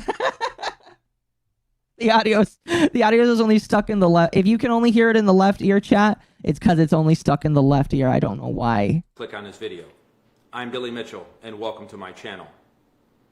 In fact, many of you may find it hard to believe that I'm here, because I almost never upload to YouTube for any reason. Now, I did actually look at his channel. He does have a YouTube channel, chat. It's got a couple thousand subs. He never uses his YouTube channel. It was like one of those things that he has, but it's like, it's just kind of there. So this was kind of like an anomaly to see on his channel. Again, I wish I saw this before he privated it on YouTube. I wanted to see how many views it has, but he privated it on YouTube. Don't know why, but he did. Please, Billy, let the world see it, because the world needs to know your story. However, I wanted to formally respond to recent accusations that Carl Jobs made of me related to Apollo Legend. May 26th, Jobs released a video downright loaded with false defamatory statements. The most heinous accusation related to Apollo's passing. In the video, Jobs outright states that I drove Apollo to suicide. In his words, he may as well have just said murder. Yeah, so I don't have the video pulled up, probably because I had a hard time finding it, probably because the guy removed, because Carl Jobs removed it at some point. But during the, the TLDR chat is, Apollo Legend was one of the people that was sued by Billy Mitchell. Billy Mitchell and Apollo Legend came to an amicable agreement from that lawsuit. Ended up, like, the lawsuit didn't really fully go through, and there was like a settlement out of court. Basically. My belief is that there was no money involved, but there was basically a settlement out of court where it did not go to trial. The problem is that Apollo Legend did eventually take his life, unfortunately. However, it did not involve Billy Mitchell. From what I remember reading, Apollo Legend was one of those guys that had some, like, deep underlying issues in his life. He was struggling through his own stuff. But the Billy Mitchell stuff, and he even actually says it, the Apollo guy actually says it when before he does his passing, when he left his note, he basically outlined some of the things that, like, contributed, and Billy Mitchell was not one of them. For those of you who haven't seen it, here's the clip. Oh, he's actually going to show it. Nice. He also sued YouTuber Apollo Legend for $1 million. I haven't spoken about this publicly, but this lawsuit ultimately ended with Apollo giving in and settling with Mitchell. He was forced to remove all of his videos about Mitchell's cheating and paid him a large sum of money. This left him deeply in debt, which required him to find extra work. But with his ongoing health issues, this was all too much of a burden, and he ultimately took his own life.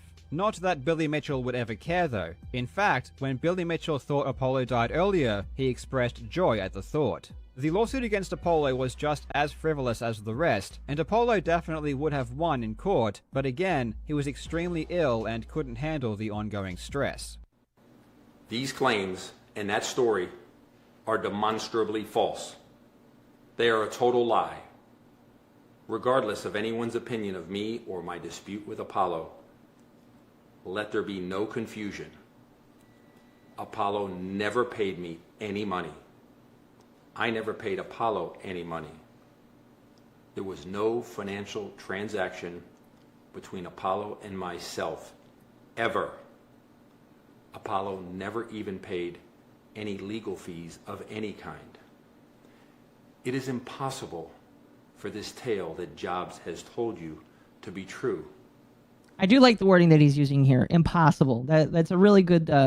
I do hear a lot of legal people use that a lot. So just him saying it is impossible for this to have led to this, because it is true. It is impossible. I don't. Here's what I will say. It probably didn't help, because when you are sued by a guy that has a lot of money, because by the way, Billy Mitchell has a lot of money. His family owns a restaurant. He owns like a hot sauce business, which is pretty, pretty cool in my personal opinion. I would like to own a business that cool. But this man has a lot of money. And so when you get sued by a guy with a lot of money, it is pretty terrifying. So I don't believe that at all that Billy Mitchell contributed to the man and taking his own life in the end. It didn't help with his mental state. I will tell you right now. I'm sure that doesn't help anybody's mental state. I don't think that it contributed whatsoever, though. Period. So. Because Apollo never paid a dime in the first place. In my hand, I have the settlement, and it proves everything I'm saying right here and now. The reality is that Apollo and I reached our settlement, and we went our separate ways. We left everything behind us. And again, I do believe that. I believe that. The agreement had no long-lasting impact on his life and did not exert any impact afterwards. Contrary to the Jobs lie, I did not want to ruin the life of a young man with medical problems. That was a major factor in my walking away with no financial compensation whatsoever. Even before we settled, Apollo told people that our dispute was not among the principal problems he faced in life. In this message from July 2020, Apollo said that, quote, "The lawsuit has definitely raised my stress levels, but I have a lot else going on," end quote. That was in July. In August, our situation was completely resolved, and his tragedy 4 months later came after Christmas. That is why he didn't say anything about me in his final moments. Yeah, so like, again, I'm sure that he had some stress from this situation. Again, whenever you're sued by somebody, that is going to bring a lot of stress. Yeah. I don't believe whatsoever, though, because again, in his own words, I don't know where this was shared from or like who this individual is, but I believe Apollo when he says that it did not like contribute whatsoever. So that can be a false statement since no one knows. Well, unfortunately, fortunately or unfortunately, depending on how you look at it, you can't use this.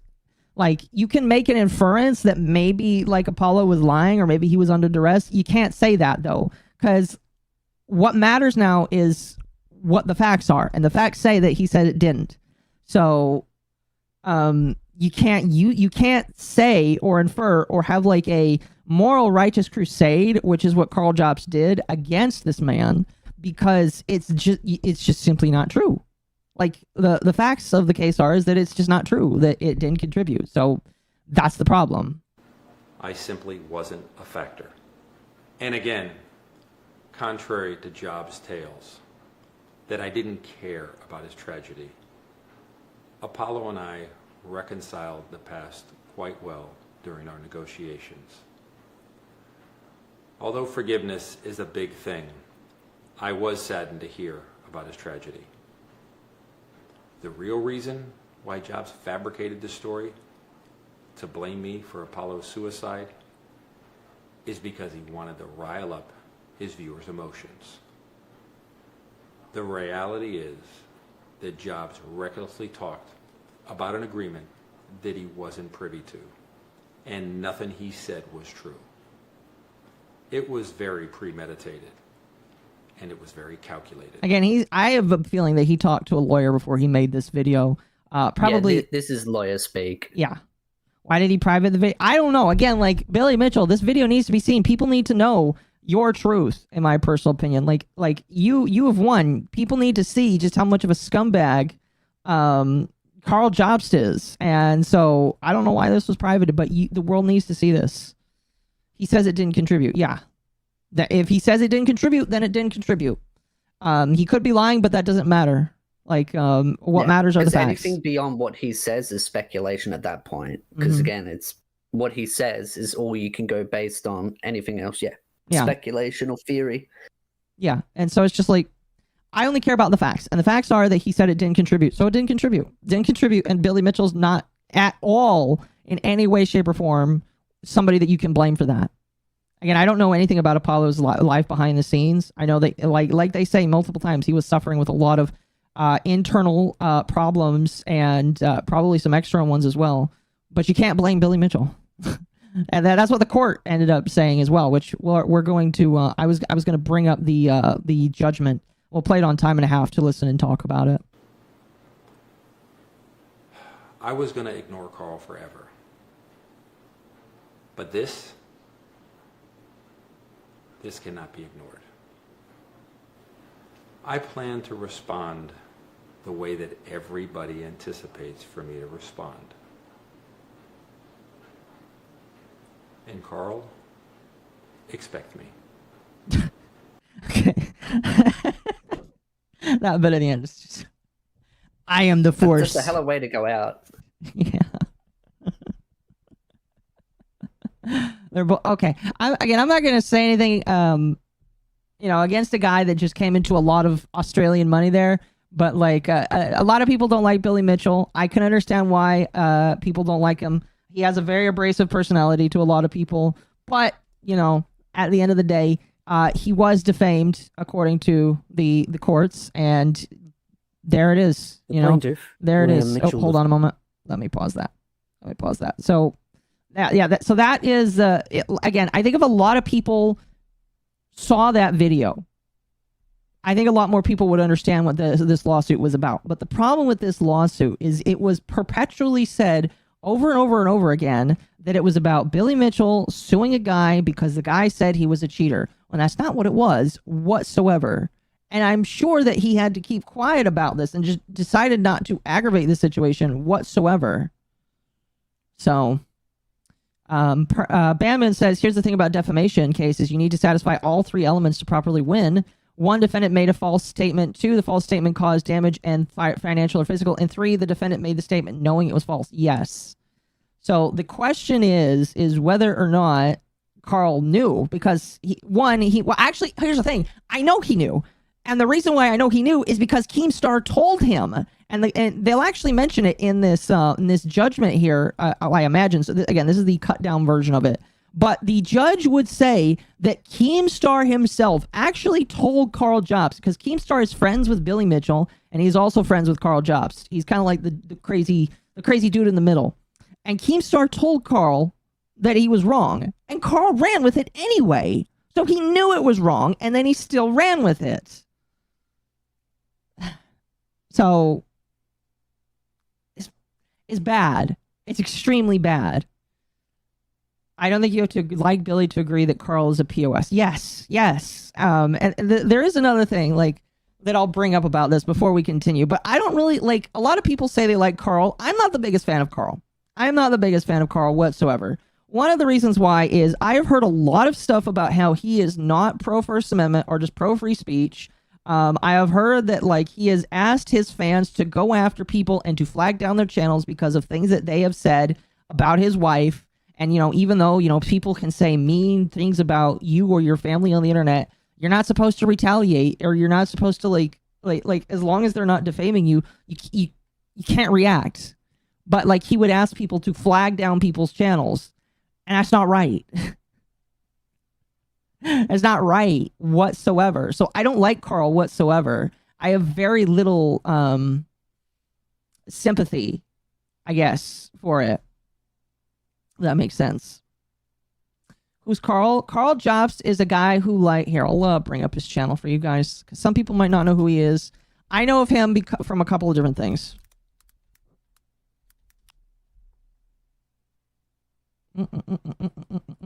Carl Jobst is a Australian speedrunner. He does speedrunning. He also likes to expose people that are cheaters in the speedrunning community. With some of the most prolific stuff that he has done is show cheaters in different speed runs. He has also called out Billy Mitchell again multiple different times. Literally some of his biggest videos is him talking about Billy Mitchell. And he does it quite often because Billy Mitchell was suing him. Oh, look, he's got another one. Oh, it's right here. As him talking about Billy Mitchell again. Oh, there's another one. He talked so much about Billy. Oh, there's another Billy Mitchell. Oh, there's another one. See what I mean about content creators when they hit a note and they've got to hammer it hard. Yeah. Oh, there's another one. There's 2 more on the line below. Yeah. 3 more below. Oh, 4 below. Jesus yeah. Christ. Look at that. 4 in a row. Look at that. Carl's an outing style YouTuber. Yeah, but he does do exposed videos. The ones that I kind of really was interested in was his videos where he did an expose on the completionist with Mudahar, a video series. Now that both Mudahar and Carl Jobst are kind of shitheels to a lot of people, I still think that the completionist is a scumbag who held on to money for way too long for charities that he should be donating to. But I'm sure that the completionist is kind of laughing right now because the people that exposed him are both shitheels that the community doesn't like. So, false DMCA is also a suable offense. Yeah, I'm not willing. Like if Carl were to DMCA me, I'm not gonna move to not China. I'm not gonna move to Australia to sue him. That's way too expensive. And I'm sure that the money there down there is a little bit different from up here. Carl should have stuck to the Donkey Kong games when talking about Mitchell. Should not have mentioned the tragedy and linking it to Mitchell. Yeah, that's the problem, is because he did that. That's how he lost. But yeah, like my favorite videos from him are ultimately just him talking about the completionist, because the completionist was a fraud and was upset. But it does make these videos a little bit less powerful because of Billy Mitchell. That's, yeah. His drama with the completionist were his vacation days. This isn't clout chasing, it's creepy obsession. It is. Here's the funny thing.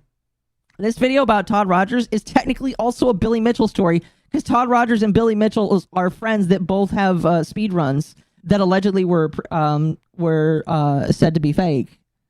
So, oh look, here's another one. That was 2 years ago. Here's another one. Can we keep scrolling? Oh, there's another one. And another one. I think I under it as well. Oh, wait. Yeah. There's another one. There's another. There's another one. That was 4 years ago. That could be potentially where it first started. Potentially, yeah. It might be. Oh, yeah, it was. Yeah. It was, because this was his first video, was him getting GoldenEye 64, the damn Agent 52-second unit world record. Yep, but that's Carl Jobst. Anyway, let's watch this. We'll go through this here. We'll get through as much as we can here, and we'll enjoy it together. We might be able to get through all of it, because we're only 2 hours in, chat. Oh, shit, hold on. It's muted. The plaintiff, William Mitchell III, commonly known as Billy Mitchell, lives in Florida, United States of America. He has been well known among adherents of video and arcade gaming in many countries, including Australia, since 1982. At an arcade and video gaming competition in November that year that took place in Ottumwa, Iowa, USA, playing an arcade game called Donkey Kong, Mr. Mitchell scored a world record 807. So really quickly, chat, what the judge is doing right now is he establishing who Billy Mitchell is as an individual, so that we all know who he's talking about. I know that it is kind of dumb because everybody knows who Billy Mitchell is, but he has to do this for the rest of everybody else as well. It's very nice and useful. Really quickly, Mercenary for 2, video isn't both left and right, only Billy is left. Oh my gosh. Talking about how the audio quality from Billy Mitchell. Yeah, Billy, you got to fix the audio quality. Otherwise, very powerful video. Also, slide for the resub on Twitch. Sorry for missing out, spending time with family. I'll listen to the VOD later. Totally okay. And then thank you for the 10 bits. 24,300 points, and was the first person ever recorded as reaching the kill screen, that is, reaching the end of the game. At the time, he was 17 years of age. Mr. Mitchell went on to be recognized as having achieved a number of world records and world firsts in video and arcade gaming. They included achieving the first perfect score of 3,333,360 in another game called Pac-Man in 1999, setting a new world record and the first score of over 1 million points, the record being 1,047,200 points in Donkey Kong in June 2005, another Donkey Kong world record of 1,050,200 points in July 2007, and a third Donkey Kong world record of 1,062,800 points in July 2010. Those records were recognized couldn't leave it alone, holy by cow. such bodies as Guinness World Records and Twin Galaxies, which is an American company that organizes gaming competitions and keeps a database of records and rankings across various gaming platforms. In 2017, Mr. Mitchell was accused of having cheated in achieving his Donkey Kong world records by allegedly using computer emulation software instead of original arcade hardware. Twin Galaxies investigated the accusation, and in April 2018, it announced that it had concluded that 2 of Mr. Mitchell's world record scores were not produced by the direct feed output of an original, unmodified Donkey Kong arcade printed circuit board, or PCB. it was not able to determine whether the third score was produced on original arcade gaming hardware or with the use of emulation software. As a consequence of its findings, it announced that it had decided to remove all of Mr. Mitchell's scores and to ban him from participating in its competitive leaderboards. The following day, Guinness World Records announced that as a consequence of Twin Galaxies' decision, it too had disqualified Mr. Mitchell as the holder of all his records, both in Donkey Kong and in Pac-Man. Mr. Mitchell commenced proceedings in the United States for defamation against Twin Galaxies and a number of others. One of those lawsuits was against a young man, Benjamin Smith, who was known online as Apollo Legend. I refer to him as Apollo Legend in my reasons. He published videos on YouTube about gaming, including a number in which he accused Mr. Mitchell of cheating, falsifying his Donkey Kong scores, and not using legitimate gaming hardware. Mr. Mitchell and Apollo Legend settled that proceeding on 22 August 2020. Their agreement relevantly provided that Apollo Legend would remove all of his YouTube videos and social media posts that referred to Mr. Mitchell. He would assign the copyright in those YouTube videos to Mr. Mitchell, and he would permanently cease producing any oral, written, or electronic documents or communications that in any way mentioned or referred to Mr. Mitchell or his family, apart from... Okay, we're probably going to skip ahead a little bit here because he's talking about the stuff we've already talked about with Apollo Legend. And okay, let's skip to here because this is skipping to when Carl Jobst made his video. Defendant Carl Jobst lives in Queensland. He regularly publishes videos on YouTube, mostly about speedrunning, but also about video and arcade gaming world records and people who cheat in those games. He has over 1 million followers on his YouTube channel.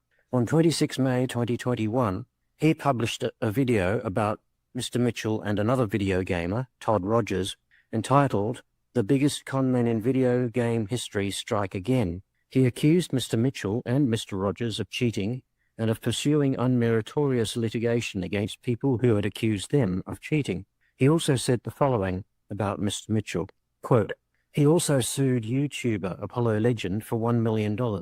I haven't spoken about this publicly, but this lawsuit ultimately ended with Apollo giving in and settling with Mitchell. He was forced to remove all his videos about Mitchell's cheating and paid him a large sum of money. This left him deeply in debt, which required him to find extra work, but with his ongoing health issues, this was all too much." Again, really quick, chat. This is untrue because Billy, as Billy just said there, and from what it sounds like, Billy said that you can look this up.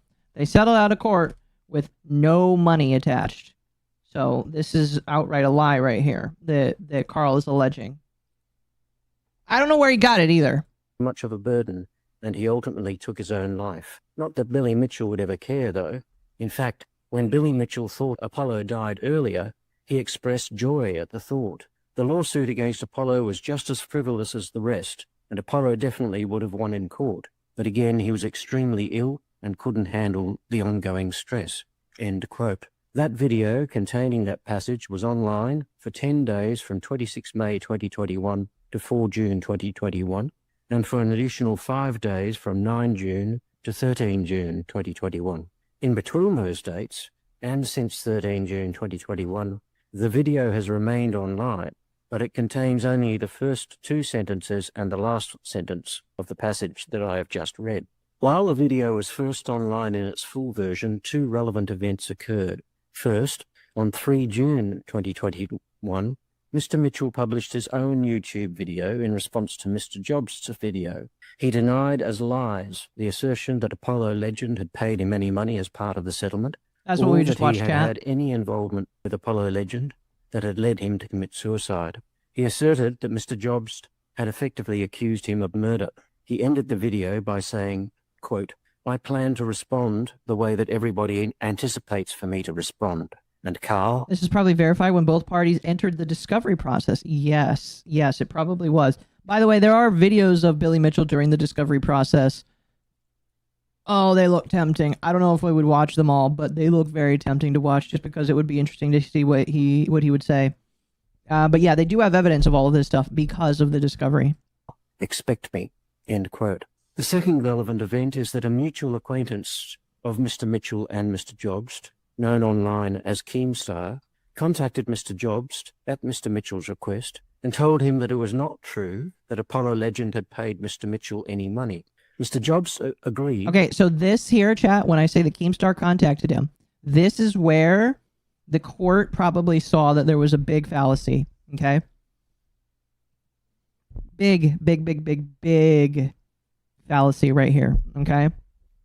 So, Keemstar contacts Carl because Keemstar is friends with Carl and Billy. I don't know how he got to be friends with Billy Mitchell. That's kind of... Keemstar's kind of friends with a lot of different people, I'm going to be honest with you. Not me, but he's friends with a lot of people. So, Keemstar contacts him and tells him, you're fucking wrong. To take down that part of the video while he investigated that issue further. While not taking it all down, he only left up the first and last sentences of the passage that I have read. He then emailed Apollo Legend's brother to ask him whether Apollo Legend had to pay any money to Mr. Mitchell as part of the settlement. He didn't even ask. That's how dumb this is. He didn't even do due diligence to email the brother of the affected kid. I think he was an adult at the time. And instead just ran with it. How insane is that? Like, I'm working on a big video behind the scenes, chat. It's going to take a while to come out. But when I work on videos, if it involves another person, I would try and reach out to those people to try and get comments. Because that's what you do when you're trying to do a good faith thing. And Carl didn't do that. At all. He didn't even listen to Keemstar. Mr. Mitchell's lawyers then served a concerns notice on Mr. Jobs, asserting that he had defamed Mr. Mitchell. In response, Mr. Jobs posted that letter on Twitter, claiming it to be very exciting and that any action would be an amazing experience. He then reinstated the original version of the video on his YouTube channel. It was not until 13 June 2021 that Apollo Legend had not paid any money to Mr. Mitchell. Mr. Jobs then altered the video again to remove all except the first two and the last sentences. That version has remained on his YouTube channel since then. The video containing all of the offending passage was downloaded in the periods that it was online by over 500,000 people, including over 20,000 in Australia. Since then, over 8,000 comments have been made on the video, including at least 396 that, it may be said, accused Mr. Mitchell of causing Apollo Legend to commit suicide, and even called him a murderer, evil, and a scumbag. Similar comments have also been made on videos by other publishers on YouTube or other online media. The most recent that has been brought to my attention having been made in early 2024. In this action, Mr. Mitchell sues Mr. Jobs for defamation, claiming $400,000 in general damages and $50,000 in aggravated damages. Mr. Mitchell contends that the video, particularly the passage that I have read, made 5 defamatory imputations about him. Those imputations were, first, Mr. Mitchell had required Apollo Legend to pay him a large amount of money to settle Mr. Mitchell's defamation claim against him, which caused Apollo Legend to go into considerable debt and to take on extra work to survive. Secondly, a major contributing factor in Apollo Legend's decision to take his own life was Mr. Mitchell's requirement that Apollo Legend pay him a large sum of money to settle the defamation claim. Third, Mr. Mitchell had hounded Apollo Legend to death. Fourth, Mr. Mitchell was the main cause, or alternatively a cause, of Apollo Legend taking his own life. And fifth, Mr. Mitchell's conduct was a contributing factor in Apollo Legend taking his own life. Mr. Jobs denied that the imputations alleged by Mr. Mitchell were made in the video. I have found that the video made each of those defamatory imputations. Mr. Jobs also defended the claim on a number of other grounds. First, he alleged that Mr. Mitchell had a pre-existing bad reputation that meant that any of the defamatory imputations alleged would not have harmed him. That reputation, Mr. Jobs alleged, was threefold. First, Mr. Mitchell had cheated to gain recognition as the highest or one of the highest scorers in Donkey Kong. Secondly, he had used litigation processes to coerce others to recognize him as a world record holder in Donkey Kong and to refrain from identifying him as a person who had been found to have cheated at video arcade games. And third, that he would ostracize anyone he considered a threat to Billy Mitchell look a little sus to me. So he does agree in some of the instances of things that were alleged, which is kind of funny. For suing people who alleged that he was a cheat. I have found that he did not have a reputation for ostracizing anyone he considered a threat to his achievements.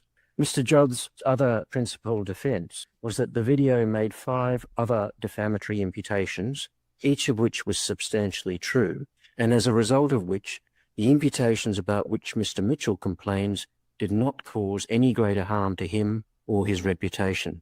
Those imputations, which are referred to in defamation law in Queensland as contextual imputations, were, first, Mr. Mitchell was publicly exposed as having cheated to achieve his record scores in Donkey Kong. Second, Mr. Mitchell was banned from submitting scores to Twin Galaxies for cheating. Third, Mr. Mitchell had planned to create a video that he could use fraudulently as evidence that he had achieved the score of 1,062,800 in Donkey Kong. Fourth, Mr. Mitchell had callously expressed joy at the thought of Apollo Legends' death. And fifth, Mr. Mitchell used litigation to force third parties to recognize his achievements in video gaming. I have found that all of those contextual imputations were made in the video. All but one of them were substantially true. It was not true. So, what he's saying there, chat, is these are all of the claims that Carl made, and I'm willing to agree with all but one of them. And the one that he didn't agree with is the one that fucked the lawsuit. That he had planned to produce a fraudulent video. To be clear, I was not required to decide, nor did I decide, whether Mr. Mitchell had in fact cheated in gaining any of his world record scores. Mr. Jobs did not attempt to prove that that finding by Twin Galaxies was correct. Notwithstanding these findings, I have concluded that the defamatory imputations made by Mr. Jobs, that are the subject of Mr. Mitchell's claim, have caused substantial additional damage to Mr. Mitchell's reputation and have caused him considerable... Here, we're going to put this on 1.5 speed so that it goes just a little bit faster here. Or 1.25. Additional distress. Therefore, Mr. Jobs is liable to pay damages to Mr. Mitchell for those defamatory imputations. I shall come shortly to the amount of those damages. Mr. Mitchell also asserted that Mr. Jobs' conduct in publishing the video, and after doing so, was unjustifiable and caused additional personal hurt to Mr. Mitchell and harm to his reputation, which justifies the court awarding additional damages known as aggravated damages. This conduct, alleged by Mr. Mitchell, included, first, making the allegations recklessly and without checking their truth. Secondly, publishing the video twice. Thirdly, holding malice and pursuing a vendetta against Mr. Mitchell. Fourthly, mocking Mr. Mitchell's complaint about the video. I think we can agree. Carl Jobs did have a vendetta against Mr. Mitchell. All those, I would say that maybe not 50%, but a good chunk of Carl Jobs' channel is just about Billy Mitchell. A good chunk of it. He made a lot of videos about that man. And I expect him to slowly delete all of them. Probably going to disappear eventually. People should be archiving them. Video and his legal action. Fifthly, persisting in his contention that Mr. Mitchell's action against Apollo Legend had contributed to his decision to commit suicide. And sixthly, failing to apologize and to withdraw the allegation. I have found that Mr. Jobs was reckless in making the allegations. His assertions were based on a fallacy, namely that Apollo Legend had paid Mr. Mitchell a large sum of money. That was simply wrong, and he had no reasonable basis for asserting it. Yet even after finding out the truth, he has continued to assert that the settlement had a negative financial impact on Apollo Legend, and that he still believes that the settlement was a contributing factor to his decision to commit suicide. Mr. Jobs was also reckless and vindictive in publishing the full video twice. At the time he republished it, he had been told by Mr. Mitchell, via his response video, by their mutual acquaintance Keemstar, and by Mr. Mitchell's lawyers, that what he had said about the payment was not true. He told Keemstar that he would not republish that part of the video. And then he did! Unless he received concrete evidence that it was true. But by the time he republished it, he had not heard from Apollo Legend's brother, whom he had asked for information about the settlement, so he did not know any more than he had earlier, but he nevertheless decided to republish the entire video regardless. Like, what kind of short circuit is going on through your head when you do this? The only thing I can imagine is Carl wanted to treat Billy Mitchell like a... they mentioned it during the video here, but he wanted to treat Billy Mitchell like something that he needed to slay. Like something that he needed to defeat. And he lost! It's that thing about content creation where you become so consumed by the content itself that it becomes sort of like a warped sense of justice that like he has to prove something. Because that's the thing. His career's done now. Like, Yep. if he makes any video, people are just going to mock the hell out of him. And so that's the problem. If you start something like that where you accuse someone of something, you've got to have a lot of proof. And if there's a back and forth, you basically dig yourself into a hole where it's like it consumes you as a content creator and as a person. And I think that's what's happened. It's just like he's turned it from just like a simple exposed video going, oh, success, keep building on that. And then it's become part of his personality and his identity of being known as that exposed person. I think it's just warped him as a person, and he's had to continue proving it. Yep. It really bothers me because, and this is something we see with like predator catchers. And one day I do feel like I need to make a video just talking about this.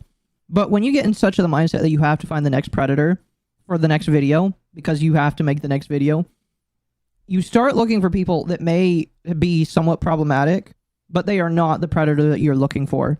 And because people do that, they end up getting the wrong people. And I have a saying when it comes to content creators that pretend to be heroes, the hero needs a villain, but the villain doesn't need a hero. In that sense of that they constantly need to find the next villain for them to chase to be able to continue making their content, to continue pursuing that righteous justice. And that's the problem when content creators build their career around being a hero, that once the villain's defeated, their identity's gone, and then they have to find a new problem. And it's just like, maybe like eventually, like if the problems are just gone, oh well, make something new, make new videos. I don't know, but it's just like, that's the problem I have, is when you're constantly looking for a new villain, you're going to start disregarding the rules of engagement, and you're going to make mistakes like Carl did. It's really bad.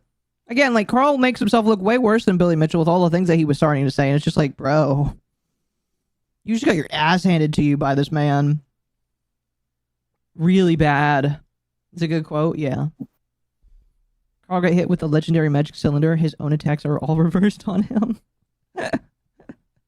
Evidence, he said that he did this because he thought Mr. Mitchell would sue him anyway. His attitude appears to have been, well, if I'm going to be sued, I may as well go for broke and damn the consequences. It was reckless and showed an absolute disregard for the truth, all for the effect of his video on Mr. Mitchell and his reputation. On 29 July 2021, that is about 6 weeks after he finally edited the video and took out the offending passage, Mr. Jobs published a video in which he retracted his statement that Apollo Legend had paid Mr. Mitchell money, and he apologized to his viewers for having given them incorrect information. At the trial, he relied on that video as being evidence of his bona fides and as reducing any harm caused to Mr. Mitchell by his original video. However, that video did not... So, chat. Very funny little extra thing here. He did apologize a couple weeks later. I'm gonna compare it to something here in a moment when he mentions it, though. I'm gonna wait. Imputations at all. It simply retracted the statement that Apollo Legend had paid Mr. Mitchell a large sum of money. Mr. Jobs did not apologize to Mr. Mitchell in any way, rather apologizing to his viewers for having made an incorrect statement in the offending video. Also, this retraction video was, in total, a little over 30 minutes long. For the first 28 minutes and 24 seconds, it had nothing to do with arcade gaming, cheating, or Mr. Mitchell. It was about a particular type of speedrunning. It then went blank for a few seconds before it returned with Mr. Jobs' alleged retraction statement, which itself lasted only about 45 seconds. Even... Yeah! That's not good. A 30-minute video. 30-minute video, and you're not even really addressing the issue. It's like it should have just been a singular video apologizing to, especially the person that you've made the statement about. Like, you have to make a public apology to the individual that you've made the statement about. Otherwise, it's more of a deflection of like, sorry, viewers, I got it wrong, but F the other person that I lied about. It's like, that's a bad intent of showing on the court end. Yeah. And then a 28-minute or 30-minute video, 28 minutes of it's just being rambling about something. It's clear that you're trying to hide it in there and say, look, I apologize, but I'm going to hide it in all this jargon. That's like, again, that's deceptive to a court's eye. That's, yeah. It reminds me. No, you don't have to be a lawyer to say, I don't really feel like you're sincere. It reminds me of when Nux Taku finally apologized for what he had said about Taiga, and he didn't like actually make a whole video about it. He like inserted it into the middle of a 30-minute video where he talks about Taiga for like a couple minutes, and it's just like, yeah, it's an apology, but that's a pretty shitty apology to add in the middle of a video where you're talking about a lot of other stuff. Yeah. It's just like, if I see a content creator do that, I lose pretty much all respect to them, because it shows that you're not really sorry that you said and did what you did. You're sorry that you've been called out for it. yep, no, 100%. And that's why, like, and as the judge will say here, it wasn't sufficient enough. And it was only 45 seconds long. Out of a 30-minute, that's like less than a tenth of the video. Maybe even less than 1% of the video. And then he wrongly said that Mr. Mitchell had not tried to contact him to clear up the error. Then he insinuated... All right, then he lied about saying that Billy Mitchell had tried to contact him, which he did, and then you lied about it. He still believed Mr. Mitchell was responsible for Apollo Legends' decision. Finally, Mr. Jobs' conduct of this litigation, together with his additional online comments about it, were aggravating features of his conduct. He seems to see himself in defending his claim as a crusader against Mr. Mitchell. He is the last of the defendants who have been sued by Mr. Mitchell, and the only one, apart from Mr. Race, who has not backed down. Even in February 2024, as this action was progressing toward trial, he said in an online interview, quote, "Billy Mitchell needs to be destroyed in court. These people need to be punished in a big way before they stop. They need to get taught a lesson. So I am now the last chance. I am the last chance the public has to punish Billy." And also... This is all coming from Carl Jobst in an online interview. This man thinks that he's fucking, like, killing Satan. I have to be the one to slay Billy Mitchell. It has to be me. "The last person on YouTube you want to lose to is me. You know there's going to be 100 vids rubbing it in. I will never let Billy forget this, assuming I win. I've got to win first, but man, if I win, oh boy, I'm not going to be a good winner." End quote. Mr. Jobs clearly intended to be the knight who slew the Mitchell dragon. Unfortunately for him, his lance was not as strong as he believed it to be, and it has broken in the contest. I have found that all of this conduct has caused Mr. Mitchell additional personal harm and additional harm to his reputation. It was severely aggravating conduct that merits an award of aggravated damages. Again, I will come shortly to the amount of aggravated damages that I will award. I was asked by each party to make adverse findings about the truthfulness of the other party's witnesses and the reliability or otherwise of their evidence. In my full reasons, I have given detailed consideration to those submissions. I don't propose to reprise that discussion and my conclusions now. Having made these findings, I consider that Mr. Mitchell is entitled to an award of damages against Mr. Jobs. I have considered other comparative cases in order to help me to decide the appropriate amount. Under the Defamation Act of Queensland, the maximum amount of damages for non-economic loss, that is, general damages, not including any aggravated damages, is currently $478,500. That amount can only be awarded in the most serious case. In addition, though, in appropriate cases, additional aggravated damages can be awarded, and there is no statutory limit on aggravated damages. Mr. Jobs contended that for a number of reasons, any damages I award should be minimal, or at least reduced, due to two mitigating factors. One of those factors was that he published the so-called retraction video. For the reasons I've already mentioned about that video, I do not consider that it had any mitigatory effect. Rather, publishing the retraction, at the time and in the manner he did, was an aggravating feature of his conduct. He did not... As the judge says here, not only did the retraction video do nothing, it actually harmed Billy Mitchell even worse. And the judge is saying that the aggravated charges go up because of the retraction video. That's how much he hated it. I can't really blame him either, because it does show a deliberate attempt to try and make himself feel like the hero, like he's trying to slay someone with ill intent, because of the fact that it's like, oh, I'm going to apologize, but then I'm going to continue lying and then hide the apology somewhere else. It just shows that he's not sorry. Like I said, he's not sorry at the individual. He's just sorry that he got called out and busted. Yep. No, yeah, 100%. A proper apology requires specificity. Yes, it does. All he would have to do is make a simple 5-10 minute long video, maybe not even 5 minutes, but it has to be exactly that video and only that of the topic, and it needs to be titled very clearly, apology to X person, and then just clearly outline what you've said wrong, where you got it wrong, and directly apologize to the individual you have harmed. I feel like that's as simple as it goes as far as apology. No, yeah. It's like, this is who I hurt. I was wrong. My apologies. Please don't sue me. Now we're going to move on. That's how he needs to do. But he got too cocky. And I don't get it. Like, I legitimately don't get it. He's just not willing to let Carl have he's not willing to let Billy have a win. And it fucking screwed him. So dumb.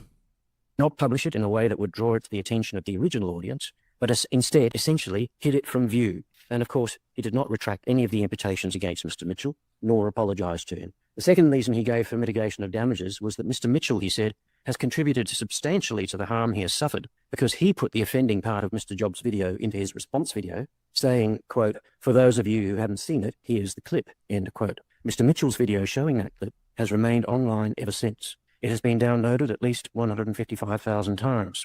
As I say in my I don't know how he knows that, but that's interesting. Described as suggesting that Mr. Mitchell called in an airstrike on his own position. I disagree. Both by making the response video and by bringing this proceeding against Mr. Jobs, far from calling in an airstrike on his own position, was necessary for Mr. Mitchell and reasonable for Mr. Mitchell to identify the enemy's position clearly in order to call in an airstrike on it. That is what he has done. He made clear in his response video that he denied the imputations made by Mr. Jobst and that what Mr. Jobst had said was false. His conduct in publishing this video was reasonable and it does not justify any reduction in the amount of damages. Factors particularly relevant in determining the appropriate amount of damages include the number and seriousness of the defamatory imputations, the extent of their publication, the effects they have had on the plaintiff personally and on his reputation, and what is known as the grapevine effect. The grapevine effect is the likelihood that the defamatory imputations have been and will be repeated to other people over time, and they may even surface again after this judgment. The grapevine effect arises particularly in cases of defamatory imputations made on social media or other internet sites, including YouTube. In this case, there is ample evidence of the extent of the grapevine effect. It has been very extensive. The evidence is the number of comments on Mr. Jobs' video and also comments made on another online personality's videos about Mr. Mitchell, which even recently included assertions that Mr. Mitchell had caused or contributed to Apollo Legends' suicide. Coming to the amount of damages that I will award, Mr. Mitchell seeks $400,000 in general damages. That is, damages. By the way, this is $400,000 in Australian money, not USD. Now, I since you are Australian, I was curious. Is that like a lot? Like, I imagine. So, how much is it again? It's 300, was it? So, originally Billy Mitchell sought 400,000. I believe the final thing isn't even the final thing because he also has to deal with the attorney's fees, which I don't even think have been like brought up yet. But the final judgment is close to 400 grand. So he will get $400,000 directly from Kyle. Roughly about that much. Yeah. It's probably going to be more. That to me is a F ton of money. Yeah. I mean, 100,000, 100K is a lot of money, but especially in that kind of situation, that is a lot of money you could do. But I mean, for him, he's probably already loaded, so it's probably pocket change. But for an individual over here, you can do a lot of things with that. Mm-hmm. You could probably almost buy a house. What's the average salary?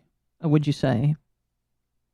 That's a great question. Average income for I don't even know as an Australian. No, that's fair. In 2024, the average weekly original time earned of full-time Australian adults, well, that's full-time weekly, is $2,000, translated to an annual of approximately $100,000 before tax. I wish I made that much in YouTube per year. Apparently, it's average of 100,000, which doesn't seem like a lot when you look at that. But I mean, that's like 4 years worth of the salary. But I'll be honest, a lot of people probably don't make that much money. Probably not. I mean, we have Centrelink, which is like bum people go to. You get at most around $2,000 every fortnight from Centrelink. So you can kind of break that up to how much people would live on the bare minimal from, say, like Centrelink, which is, say, like $25,000 to $30,000. Yeah. So for me, if I saw $400,000, that's a lot of cheddar. Yeah, it's like a decent chunk of money for you to probably not live off for the rest of your life, but you could do a lot with that money, basically. You could, if I lived lavishly, probably like 40K a year. It's like 10 years worth of easy going. Yeah. Yeah, but yeah, that so he sought 400,000. He ended up getting like 350 or something like that. They'll say the actual number here. Just for non-economic loss, as it is described in the Defamation Act. In my Is the view, judge that is siding too with high. Billy Mitchell? Yes, you're a little bit late to why he is siding with Billy Mitchell. But yes, he sided with Billy Mitchell. I would recommend rewinding a little bit to understand why I am also siding with Billy Mitchell and why everybody else was siding with Billy Mitchell as well. But yes, he does. Yes, So he did. for those in America that want to know how much, I'm going to say something really funny. Thank you, Trump. Just going to say that ahead of time. Thank you, Trump. But for Americans, it's $213,000, give or take, is what American it would be. The reason why I say thank you, Trump, is because the currency has gone wonkos, and now American dollars are worth more. So now YouTube's going to pay me more. Thank you, Trump. So you get more money. Yep. That's funny. Other countries benefit from our I benefit from our suffering. I'll be honest, the whole tariff drama going on Twitter, I just laugh at it because I'm like, if the currency goes stupid, I just get paid more by YouTube, and I'm like, Yeah. People are saying right now it's about 60 cents per dollar is the exchange rate. It's probably going to go down, though. It used to be about 30 cents back a few years ago, and then it kind of gravitated around to 50. Now it's gone up to 60. Okay. But it means everything I buy from America is expensive. Oh, yeah. Oh, it's definitely going to be very expensive. Definitely. But local, you'll probably be living a little bit better. Save a little bit there. Yeah. Oh, I'd be happy if it goes up a little bit more than 60 cents. I'm not going to complain. Yeah, for sure. Being too close to the maximum permissible amount. This is not one of the most serious cases, although it is at the higher end, especially given the most damaging imputation that Mr. Mitchell hounded Apollo Legend to death and the extent of publication. Mr. Mitchell's aggravating conduct has been serious and ongoing, including in his evidence at trial and in his publications about this litigation. It merits substantial aggravated damages, and Mr. Mitchell asked for $50,000 in aggravated damages. I have concluded that there should be judgment for Mr. Mitchell in the sum of $300,000 for non-economic loss and $50,000 in aggravated damages. So it's $300,000 for non-economic and $50,000 for aggravated. So that YouTube video where he only apologized for like 30 seconds. Oh, thank you, Cree, for the raid over there on YouTube. I appreciate that. Welcome, chat. We're talking about Billy Mitchell right now. But the 30 seconds where he decided to apologize helped to add another 50 grand AUS onto this money that he now owes Billy Mitchell. And again, like, I know a lot of people don't like Billy Mitchell. You are allowed to not like Billy Mitchell, obviously. But like, the fact that he now gets that much money from Carl Jobst is just like, it's like everybody's like putting their hands up like, what the fuck, dude? Like, what the fuck? That's an expensive video. Very expensive video, yeah. It's just, like, bro. As I say in my reasons, he may well have been justified in being ordered to pay more than $50,000 in aggravated damages, but that is the amount sought by Mr. Mitchell, and that is the amount I shall award. In addition, Mr. Jobs should pay interest on those amounts. Oh, not only does he have to pay that, he has to pay interest. And interest rates are really high right now. Yeah. I don't know if the interest is different depending on the court. I think that the interest depends on like what they decide to set. I have really no idea how interest rates work, but I don't know if I don't know how similar it is, honestly. But they're going to mention the interest number. For some other order as to interest, it seems to me from other cases that the appropriate rate and period of interest will be 3% per annum. Okay, so it's 3%. Date of publication. That's still to quite today. high. Yes, it is. Especially considering that's based to where on inflation rate. Oh, yeah. Amounts to a total of $40,446. So he gets an additional $40K. So it's almost, again, 400. Like when I said, Chad, it was like just off of 400,000. Yeah, it's 10 grand off of 400,000 that he has to pay. And then he also has to add attorney's fees on top of that eventually. Finally, ordinarily an unsuccessful party is ordered to pay the successful party's costs of the proceeding. At present, I see no reason why I should not make such an order against Mr. Jobst. However, I shall give the parties an opportunity to seek an alternative costs order, either now or by written submissions to be provided within 14 days, but preferably now. The judgment of the court is therefore 1. Judgment for the plaintiff for damages for non-economic loss in the sum of $300,000 plus interest, subject to either party seeking a different order as to interest upon delivery of this judgment or by filing and serving a written submission within 14 days, of $34,668.50. Judgment also for aggravated damages in the sum of $50,000 plus interest of $5,778.08, subject to either party seeking a different order as to interest upon delivery of this judgment or by filing and serving a written submission within 14 days. 2. Unless either party seeks a different order as to costs, either upon delivery of this judgment or by filing and serving a written submission within 14 days, the defendant pay the plaintiff's costs of this proceeding. I published my reasons together with a short summary of those reasons. Both documents will be publicly available shortly on the Queensland Court's website. Are there any submissions on questions of interest? And then after that, he talks to both of the lawyers, and both of the lawyers just go through that. But there you go, chat. That's it. For those that are just coming in, the brief synopsis is Carl Jobst misrepresented why he was getting sued by Billy Mitchell. A lot of people thought it was because Billy Mitchell was suing him because of mean things that Carl Jobst said about him, when that's not true. Carl Jobst actually committed defamation, lying about Billy Mitchell with specifics about the death of another content creator, and he was wrong. And he was so wrong that he fucking lost and has to pay a shit ton of fucking money. In an Australian court, by the way. I'm going to assume that like the standard for defamation isn't so much different in the Australian court as opposed to the American court. It's probably somewhat similar. I don't know for sure, but I imagine that's a question for Ava to ask. Yeah, because I've never had to deal with any defamation lawyer stuff. The only lawyer stuff I've had to deal with is estates, repassing. So that's the only time I've ever needed to see a lawyer. Oh yeah, for sure. Mercenary for 5. Chances are there was a court-ordered subpoena that Google couldn't fight because of Google's lawyers are some of the worst in the business. How the judge knew. Oh, yeah. I'm assuming that, like, yeah. Well, that makes sense, actually. The case won because Carl accused Billy of causing someone to take his life, which is a very serious... Yes, it is. It's a very serious accusation. Again, like Billy Mitchell said, it's almost like accusing somebody of contributing to their murder. And it's just like, you don't do that. At all. That's why content creators need to put their ego aside and be like factual when you're making exposed videos. Because defamation, that's a messy business. And if you're accusing people of some stuff like that can get really ugly. Pretty much. We don't have the free speech laws that Americans think we have. No, I'm sure that it's.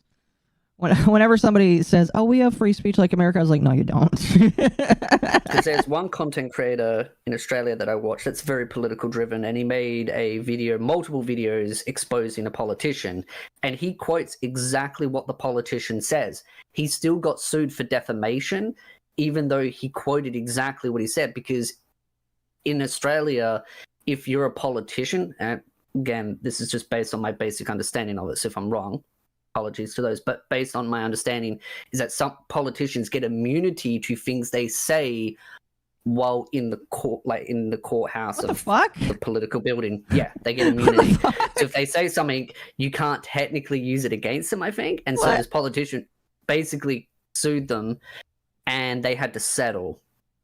What? That is so stupid. What the hell?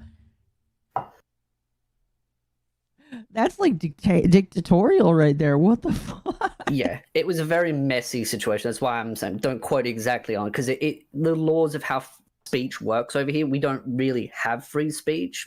We do and we don't. It doesn't work like America. Yeah, Friendly Geordie. Yeah, chat. Someone knows. Friendly Geordies. He's a very hard left-leaning political commentator because, yeah, I watch a lot of different types, left, right, middle, all over the place. And I also found out Paimon, the voice actor, insulted my favorite voice actor. Which one? So now I know who she was attacking. So the guy that did the voice acting for the new character, yeah, I believe his name is Joe, right? I think so. I love him. He voiced one of my favorite characters in Fire Emblem Free Houses. He's like super chill guy. He did like a music video with another content creator. He's like really nice guy. And that was who she apparently was attacking. And he made a video talking about it on the 5th of this month. And so there's the big discussion now going on about it because people have found clips of her saying, which I'd linked to before, where she said she was forced to join SAGA. Yeah, well, and this was back in like 2022. We should pull that up right now because you showed me that. This is fantastic. I don't know how many people actually have seen this. This is interesting. This is fantastic. On the spot journalism here. Sorry, I'm going to puke a little bit saying that. Yeah, my Twitter feed, I refreshed it and it just all came up and I was just like, oh, something's happening. Was it 247? We'll start at 245. Okay. I don't know if anybody else has seen this. Bandman, I know that you like to talk about this stuff as well. If you want this video, I will send it to you because this will definitely be some ammo for you to use on Twitter as well. This is the Paimon voice actor saying that she was forced to join SAG Aftra. I was forced into it. Oh, hold on. Let's we'll go back a couple Is that seconds. fit to go union? VA want the game to be union because it offers better pay and other benefits. But if it's even true, because back on 2020 interview, this VA said this. And so when you did get to LA, how did you get into SAG? I was forced into it. My first like on What? camera thing was Aquila and the Bee, where I had a few lines, and then actually like at that time I was flying back and forth from Seattle to LA, and then I actually booked a movie in Seattle. And while I was on set for that movie was when I was what's called a must join, because it's when you work within SAG at some point, like the first job you have in SAG, you're SAG eligible at that point. And I didn't join right away because it's really expensive. And then You don't fucking say, woman. Holy shit.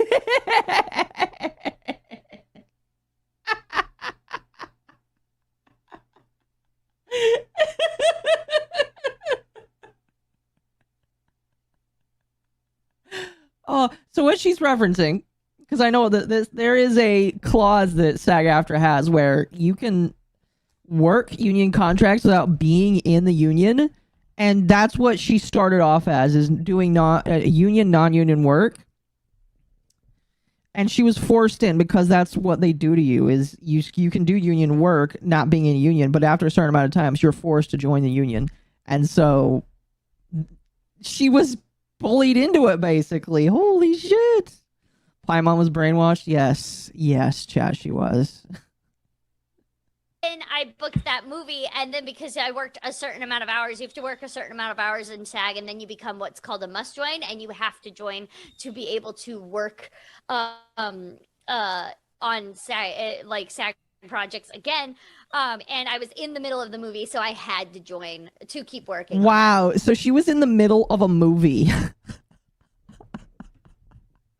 And she couldn't continue being in it unless she joined. Bro, that's fucked up. Holy, wow. So she should know how fucking predatory this shit is. What the fuck?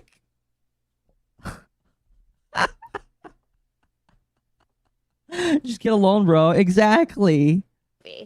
Karina was pushed to join because they need to be part of SAG to continue to work within the project at that time, which for a moment made me think, oh, maybe they need union pay rate to afford all the medical bills and all the things they talked about before. But from a lot of sources, and one of them is this Reddit comment, it said company had been paying in union rates despite being non-union. Then okay, they're doing that because it is technically a union contract. That's the problem. What is this drama all about? Is it about money? Is it about solidarity? Unless we're talking about Genshin. If we're talking about Genshin and they're paying union rates without you being in a union, then yeah, that's kind of... You don't need to be in the union. She sounds like she voices a female nerd. I was younger when that came out, yeah. Or is this just about keeping their gold mine for himself? Well, I don't want to speculate, but this info... Some sources just make it difficult for us to not speculate things even further. If you check Risley's and VA latest YouTube video, he explained a lot of things regarding SAG and Genshin's situation. Great video, by the way, neutral point of view. You should check it too. But the thing I wanted to quote and summarize from his video, we somehow get a hint that Genshin's project paid their actor a good chunk of money. But the downside is, some of the VAs cannot get the healthcare plan from SAG. Why? Because Genshin is a non-union project. From some articles on the internet, said to be eligible for this healthcare, actors need to earn about 26 to 30k in a year. And Risley's VA said I just want to point out, chat, I don't make a lot of money, but I make more money than that by almost $10,000. Holy Holy shit, VAs make so little money. What the fuck? How the fuck do these people live in LA making that much money? Holy shit. From Probably Genshin's costs more alone, to hire an AI than them. Huh? It costs probably more to get an AI to do their job than them. That's how low their wages are. I guess. I don't know. All the extra money a union negotiates for, well, is spent on union staff, and occasionally they put out a statement about how good they are for the union numbers. Exactly. Again, chat, unions used to exist because they kept companies from being predatory and kept companies paying you. However, these days, a lot of companies don't require you to be a part of a union in order for you to actually get good wages. I know that some people think that that Amazon needs a union. I disagree. I think that at least when I worked in Amazon, it really depended on where you worked and who understood how to bend the system at Amazon. And if you knew how to bend the system at Amazon, life there worked great, because not only did you do the job to how Amazon wanted, but it also didn't suck. So really, when it comes to some companies, it just depends on who you work under and what they're willing to do to make sure that their not their customers, how their workers stay happy. So it's just like, I don't know. I think unions are mostly useless now. Wasn't Friendly Jordy's attacked by a mob as well? Thank you for the 2. I think that's for you. So based on my understanding, don't quote me on this for legal reasons, I believe his house was firebombed, and he has an idea who it was, but he can't really talk about it because they're people that are powerful. That's really shitty. So he clearly pissed someone or a group of people off. That's really shitty. I don't like that. Anyway, we're gonna finish this video here because, jeez, this is like so sad and hilarious. It's it adds a lot more spice to the situation now, because it kind of shows just how hypocritical she was. Very.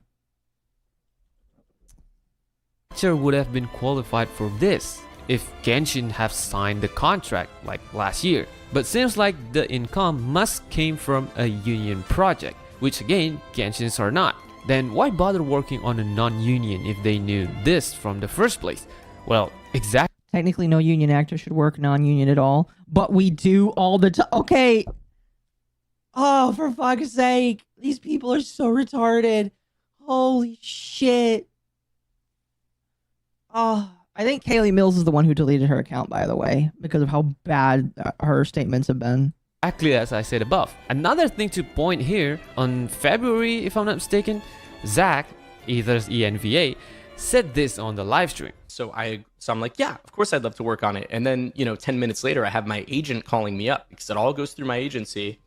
And my agent's like, hey, you can't work on this game because they haven't signed the agreement. So basically, what I'm trying to say is that, any game that has not signed the interim agreement from SAG Aftra, you are not allowed to work on it. Union actors cannot or should not work on a non-union. And as why they still did, it's not our position to judge. But if you check SAG Myth 10, it said, when you land that job and get union contract, you turn that non-union into union. So wait, what is it? What is it? Do you get to or do you not? What the fuck? I'm so confused. God knows why. And with the recent AI issue, this might be a whole new opportunity to roll the dice.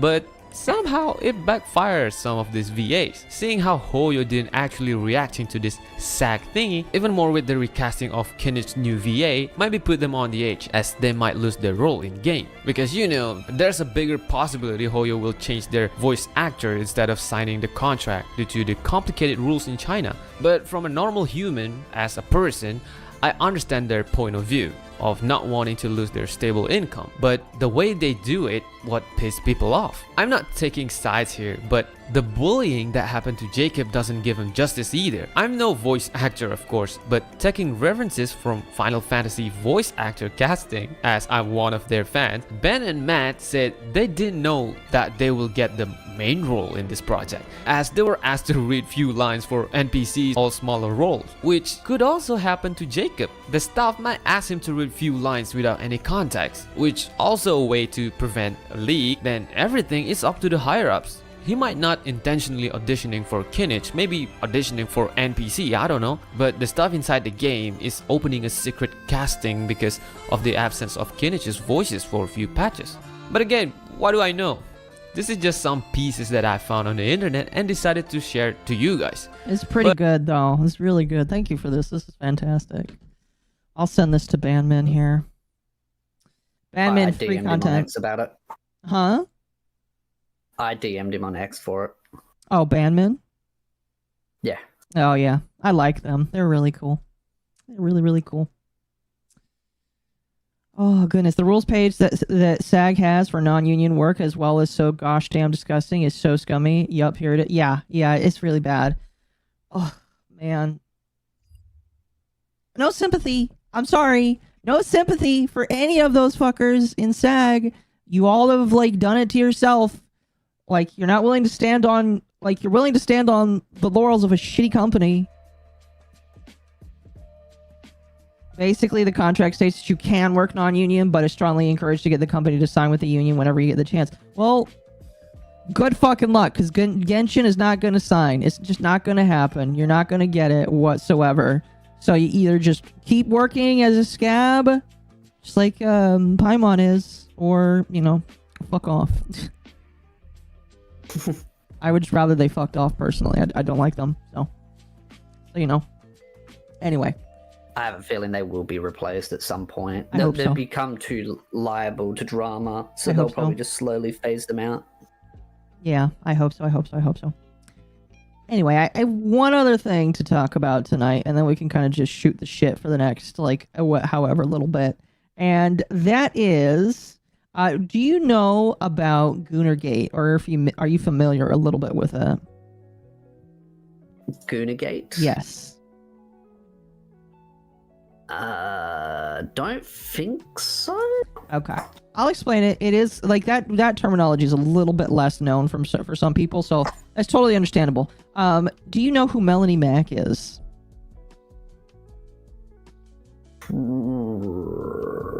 Now that I look it up on Google, her face does ring a bell. Okay, so Melanie Mack used to be a more left-wing creator that is a very big video game nerd in the online culture sphere. She used to shake hands with the guy that runs the Game Awards show. His name is eluding me right now, but she was like kind of big and prominent in that space, and she was super left leaning, super like pro gay rights and all that kind of stuff.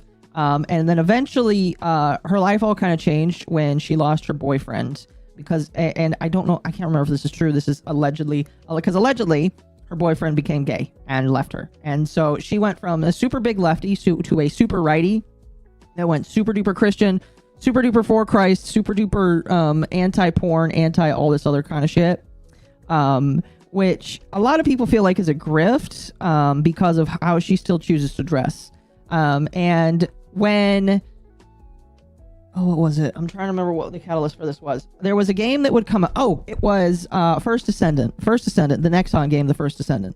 When The First Descendant came out, Melanie Mack was one of the few people that came out and said that the game was too porn-centric.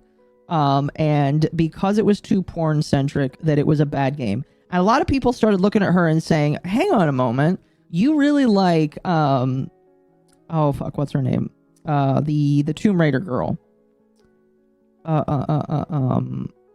Lara Croft. You really are like a big horny girl for Lara Croft, and she has like cutouts of Lara Croft in her room. And people started to call out her hypocrisy. And all this with a couple other guys that were super uber simping for her started this tiny movement that people, myself included, decided to start calling Goonergate, where you had all of these hyper right-wing Christian conservatives that decided to start saying that we need to ban porn in video games, that games need to be less fan servicey, a lot, and started spouting a lot of similar rhetoric that you see a lot on the left, where the left says that we need to censor things as well. And it kind of burned a lot of goodwill with her and Razor Fist and a couple other of these more niche creators with the online anti-woke movement, because there's a lot of people in the anti-woke movement that exist now that will not touch these people, that don't like Razor Fist, that don't like Melanie Mac, and a lot of these individuals, because of their anti fan service take, basically. It feels like the shoehorn theory. What do you mean? So basically, the hard left and the hard right end up kind of being really the same, because the hard left are all for censorship, and then the hard right are actually for censorship as well, but they just claim they're all about free speech, but then they go, oh, well, we should censor fan service as well. Yep. So it's that kind of shoehorn theory where it basically most people are in the center, bottom, middle, and then it all just kind of loops around to the other side, where the hard left, the hard right basically are two sides of the same coin. Yep. No, that's 100% correct. And this is something that I've had a problem with for a while.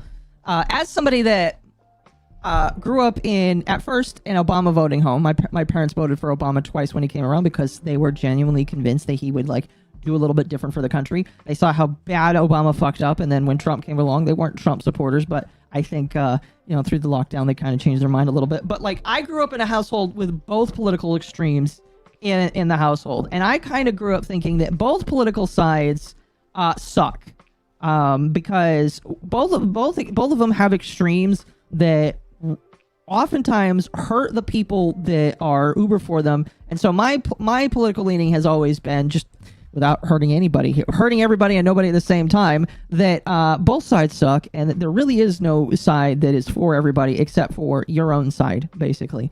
Didn't she ever get invited onto Side Scrolls podcast after that flip out? No, and I'm pretty sure that Razor Fist was eventually kicked off of Side Scrollers too.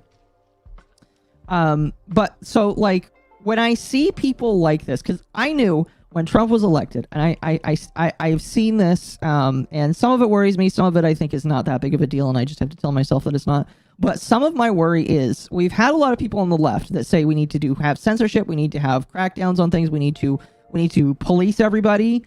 Then Donald Trump won, and now you have a very small fringe group of people.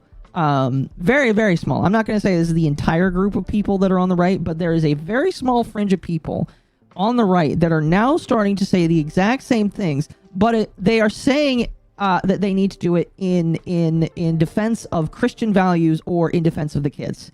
And it's just I agree to a certain extent that there is probably a little bit too much impropriety in the world. There's nothing we can do about that. However, it is not my job to police it or correct it, as long as it doesn't, go against the law. Don't be doing immoral things in public and all that kind of shit. But some of these people are actually convinced that we need to actually convince Donald Trump to legislate into law that porn is banned across the country. Some of these people actually believe that. And so, which I think demonstrably is against freedom of speech. I think that if you ban pornography, that opens up the door to so many other things that the left could then do to censor shit when they decide to get into power again, if they get into power again. And so it's just... I was going to say, because let's just say hypothetically Trump does ban porn, then if and when the left get into power, they're going to use that same sort of foundation to be like, okay, well then let's just move the goalpost and start banning other things that we don't like. And then before you know it, the right will get in, they'll ban more things, and it just continues to become a cascading effect. So it's why I'm in that mindset of we shouldn't be banning really any of it. Age ratings, I think, is the most important thing that needs to be on this stuff. Make sure it's, tagged appropriately based on the age demographic. So, you don't have a 6-year-old looking at a porn magazine. Yep. No, yeah, I agree.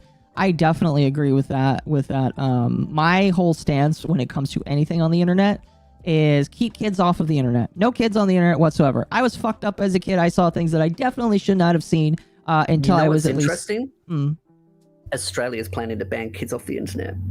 How are they going to do that is my question. Well, they're going to ban them from social media. Should I be more specific? Right. But how are they going to do that? How are they going to enforce it? That's a good question, because no one knows. Even they don't really. And I think they've admitted that they don't know how they're going to do it. But what they're looking at, and this is where people get upset, is even a lot of my own friends are like, yeah, we should ban kids from social media, but they don't like the fact that the government's like, okay, well, now Facebook will have to have your personal ID. So you'll basically have to do what like X does when you get verification and you want to verify, you have to give them your ID. Yep. Proof of who you are. Yep, that's the where only people issue. are now drawing the thing. Yeah. And I agree with that, because I'm like, yeah, maybe we should put some restrictions on social media for kids, because it has become a landfill for kids to just be completely warped and broken in their head. But this whole idea of like, oh, now everyone's going to give you personal data to these social media companies. And it's not just like, it's very broad as well, because it's like, oh, well, it's Facebook, TikTok, YouTube. But then it's like, oh, but what about games? Because there's many games that are like social media hubs, like MMOs, form sites, Reddit. And so it gets very broad in that spectrum. I think what the government should first do is ban kids from making content. That's the priority I think they need to focus on. That would be a good idea, because there's a lot of kids on the internet that are little shitheels that would disappear overnight if they did that. Yeah, I agree. Yeah. I agree. I think if we want to have the discussion of, okay, you know, maybe let's not ban them from social media straight away, but let's ban them from creating content, because I think that's where the biggest root of the issue is. Because I see it when I go to conventions. You see kids doing really weird shit just to get a TikTok video going, and I'm like, this isn't healthy.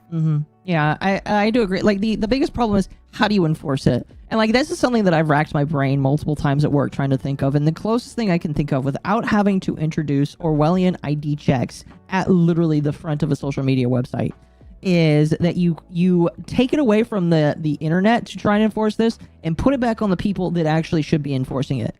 The parents.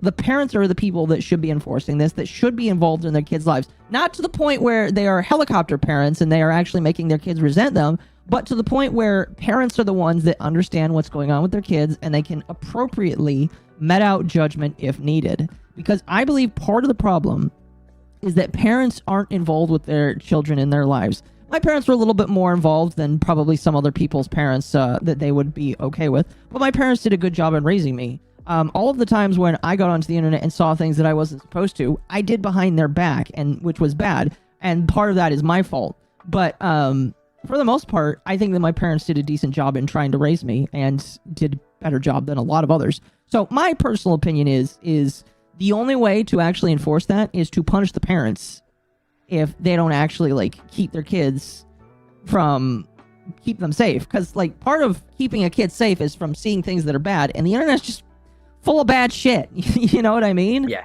So just put the onus on the parents. I do think if you're going to go down the route of blocking kids from doing content creation, I think if you do create content, you should give some form of verification of who you are. But the issue is, for me, is when it comes to consumption. So it also depends on how you go about the word creation, because it's like, okay, is creating a Reddit post a form of creation? Is creating a tweet a form of creation? And so that's where the line starts to become much more, what would you classify as a content creator? Like tweeting, form posts, videos, blogs. That's where there needs to be a distinct line of what you stop a kid from doing. I can agree with that. I think that the internet does a decent job with that already, because once money gets involved, you technically do have to dox yourself to the internet. Like, in order to make a Google AdSense account, you have to submit your entire ID. You have to submit an address that they can send mail to in case you need to get... I just think they should take it that one step further and make it that if you just create in general, there should be some form of verification. That way they can look at maybe limiting or blocking kids from content creation, because I just think that's one of the biggest issues. Consumption is a problem as well, but I just think if we had to pick a devil, one that we had to take an issue first with, I'd say creation is the biggest. Because it's just, when you see these new generation like TikTok kids, Vines, I mean, remember when Vine was all around, kids would just do the dumbest of shit, stand in front of a train just to, you know, get the next prank video going. Or I remember way back years ago, there was a video of a kid trying to deflect a bullet with a book. Yeah. And that didn't go well. No, yeah.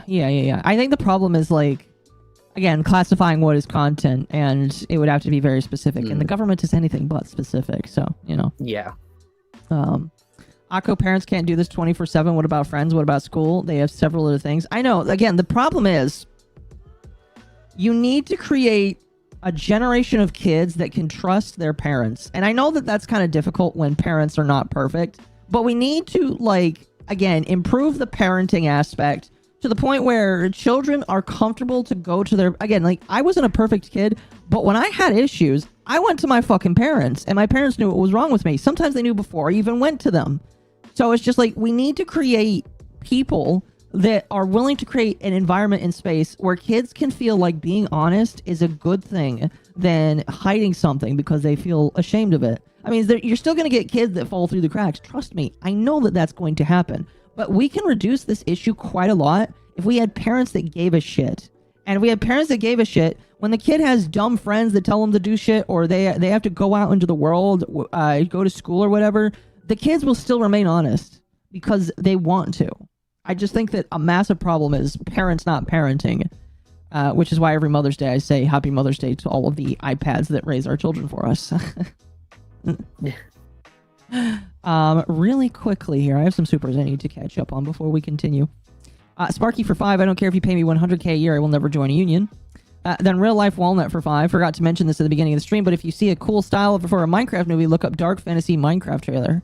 I'll have to look that up later. And then Mercenary for 5 says, still like Razor Fist, I think he learned his lesson, but is forced to be focusing on politics, but I see the 35,000 foot view, we have bigger issues. Rope the Windocko. No, I'm serious. Like, if you legit, I do believe that you can raise a generation of mostly good children as long as you're good parents. And again, I know that it's not going to be perfect. It's never going to be perfect because not everybody's the same. But it will definitely help out quite a lot, in my personal opinion, if parents were parents. So, I don't know.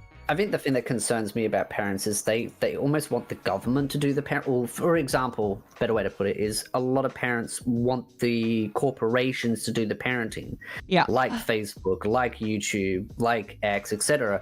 And the problem is who controls the corporations? The government.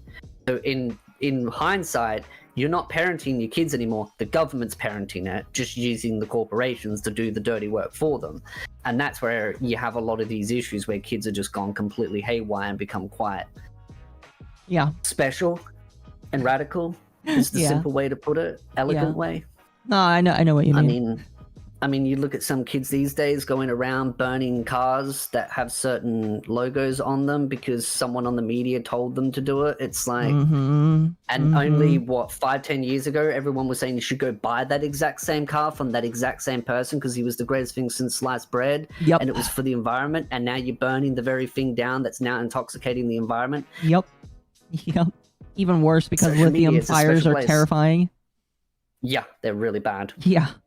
We actually learned this last night. I have one in my house. I have a Tesla Powerwall, so... Oh, you do? Nice. Yeah, because we have special labels on them that are like, oh, if this catches on fire, fire department knows what they need to do because it's a lithium. Yeah. Well, it's fun fact. I don't know if you were here yesterday when we talked about this, but in order to put out an electrical fire from a lithium battery, you have to drain the battery before you can put out the fire because the fire will not go out until the battery's dead. Yeah, because because all the juice. Electricity in it. Yeah.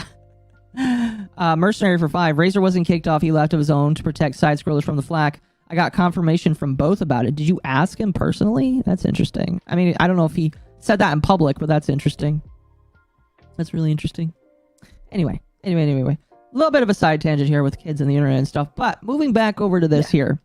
Melanie Mack has not really been quiet, but she's like not been interesting for people to look at for a while. And this was one of the most recent things that she said that people decided to get upset at. Because the new Marvel Rivals game, have you played the new Marvel Rivals game? I'm curious. No. No, you're not into those kinds of games? I've seen all the stuff. I've played Overwatch, played it enough, and then I kind of got bored of it. Fair enough. I have not played it personally, but I have definitely gotten my fill and enjoyment of the revitalization of a lot of different Marvel characters, and it has been absolutely fantastic. All of the Sue Storm that has come out is just good. But they recently came out with two new characters that are coming in. First one is Emma Frost, and then the second one is Ultron. Two very good iconic villains coming out in the story. I don't know. I'm pretty sure this is Emma Frost. I think that's an alternate skin of Emma Frost. But when they brought out Emma Frost, everybody's like, yes, queen, you can step all over me. You're an evil bitch, but you can step all... Because Emma Frost is like a sex icon from the Marvel comics. Like, if you read any of the old ones, you'll know that, like, she dresses skimpy, and because she is, like, a bad bitch, basically. But Melanie Mac, in her infinite wisdom, deciding to be ultimate contrarian here, saying that the new character, she says this, porn is turning men gay, which I have heard those theories. I don't agree with those theories, but apparently some Christian people believe that if you goon too much to porn, that it makes you gay. I've heard those theories. I don't know how true that is. Probably not. Probably not. I don't know. Probably some people, but I doubt it. And then she says, people are excited because Marvel created a drag queen with prosthetics. Now, like the stream, chat. Like the stream, because if the stream wasn't demonetized for talking about the Apollo Legends character, it's definitely going to be demonetized from all of these hips here. So like the stream. I'm glad that she at least censored the booba here. But she is saying that this is a drag queen. Does that look like a drag queen to you? No. I that's not a drag queen. Like it's very easy to see the difference here. Like the first tell, like I noticed that before I even knew what she was talking about, I knew that one was a drag queen, one was not. Biggest factor, this dude right here does not have curves. Right, he might have some curves on the legs here, but this dude ski here don't got no curves. I've seen washboards with more curves than that. I've seen Mizu, and Mizu has more curves than this. This woman here has got curves. Like you can see where the curve starts and ends. Oh my gosh, it's massive. Like this woman's got curves. This is not a dude. And Melanie Mac is just trying to, like, I think to some extent, Melanie Mac is just trying to be a contrarian, because being a contrarian is kind of like getting her some attention. It's still getting her on the quartering, but she's stupid. I watched your stream on that. Yeah. I'm still waiting to see an update on how much money he fucking owns now. I kind of see it in the face. I don't. I really don't. Like, here, let me pull up a different picture of the new Emma Frost character here, chat.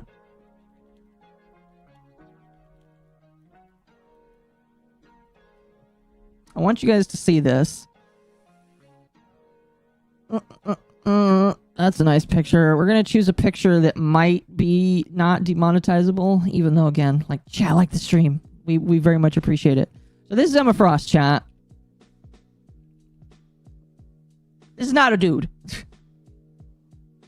If you say that is a dude, like, I'm sorry, this is a little dumb of you to say. I'm sorry, but it just is. It's not a dude. The alternate skin does not even make her look like a dude either. Not whatsoever. She looks like a bad bitch.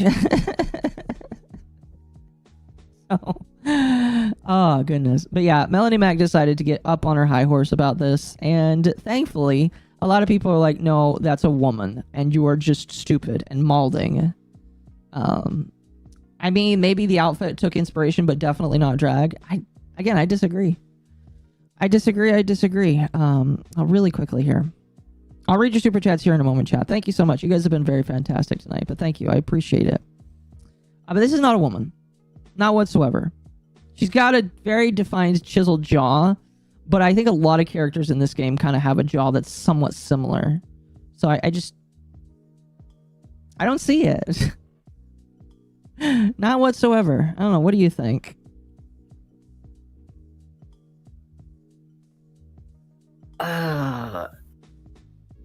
I mean, I've seen women that look like the character on the right. So to me, but now I'm looking at different screens actually. The one with the blonde hair, the short blonde hair. She's a woman. Yeah. Like I was looking at the other one. Yeah, the one with the curly hair. Like that one. You got the wide birthing hips, the chest. Yep.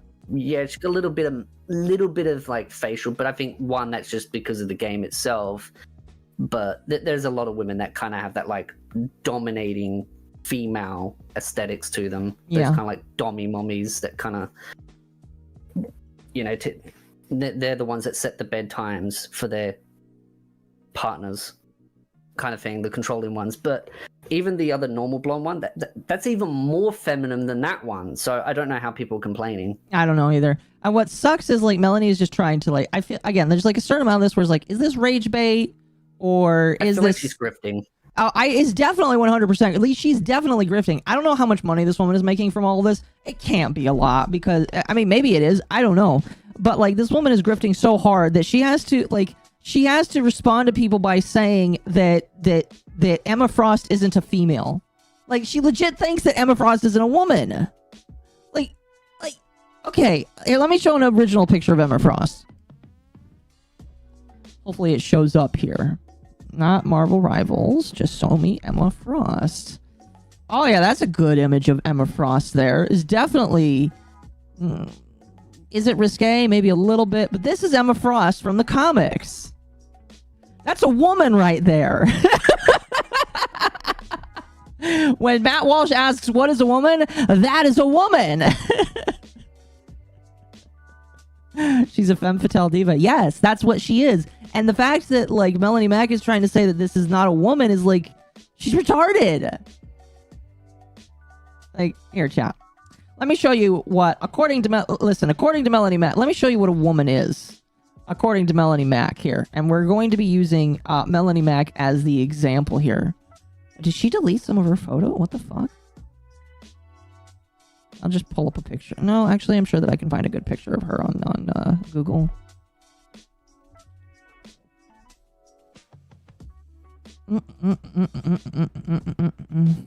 That is a good picture. That is just a picture. Oh, there we go. We'll zoom in a little bit. That is what Melanie Max calls a real woman, chat. That's not risque. It's a little bit because of what she wears. Like literally, Emma Frost runs around in a bikini all day. Granted, she stays inside. If Emma Frost is drag, then they are admitting that drag is sexual, which then proves the point of the right saying drag queens need to stay away from kids. I think I'm a little too tired to understand that one there. I don't know. My apologies. But like this Melanie Mac is saying that that's not a woman. Like, if she's not saying that Emma Frost is a woman, then I don't know what the fuck Melanie Mac is. You know, I just don't get it. I don't get what she's trying to go for here.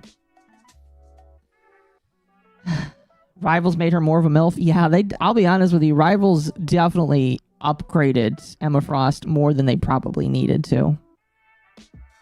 That game's been doing very well because of that kind of push towards making all the characters much more attractive. Yes, it has. Well, what's funny is ever since Marvel Rivals came out, I have not seen people talk about Overwatch. Same. Like, period. Probably because all the porn now is getting made on Marvels. And that was the only thing keeping Overwatch relevant. Yeah, pretty much. It's kind of funny. Kind of funny to see that. I don't know. I'll be honest, I've never played Overwatch. I know that Overwatch is really only popular because of that. By the way, chat, we've reached the end of the main content. We're just going to chill for like the next 20 or so minutes. If you don't want to stick around for the chill, that is fine. But we're just gonna chill here for a little bit. But yeah, I think Overwatch is like, how long do you think Overwatch has before it kind of like fades into obscurity? Probably 2 to 3 more years at most. Really? Because I do feel like they'll try and milk it a little bit to try and see if they can revive it, but they seem to be flip-flopping on their decisions as far as gameplay goes. They had the baseline of the game, they changed it all, they've gone back to the original design. And it's kind of funny watching the fan base go, oh my god, this is an amazing change, and then they change it back, oh my god, this is an amazing change. It's just like, I don't even think the fan base knows what they want anymore. Yeah.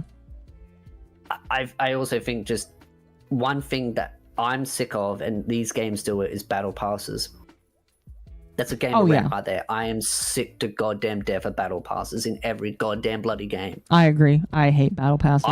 I have been really liking the idea of just buying a game and just owning it and having no online system attached to it. Just being like, I can play the game when I want, put it down, live for a week, come back, play it again, and nothing's fucking changed. Mm-hmm.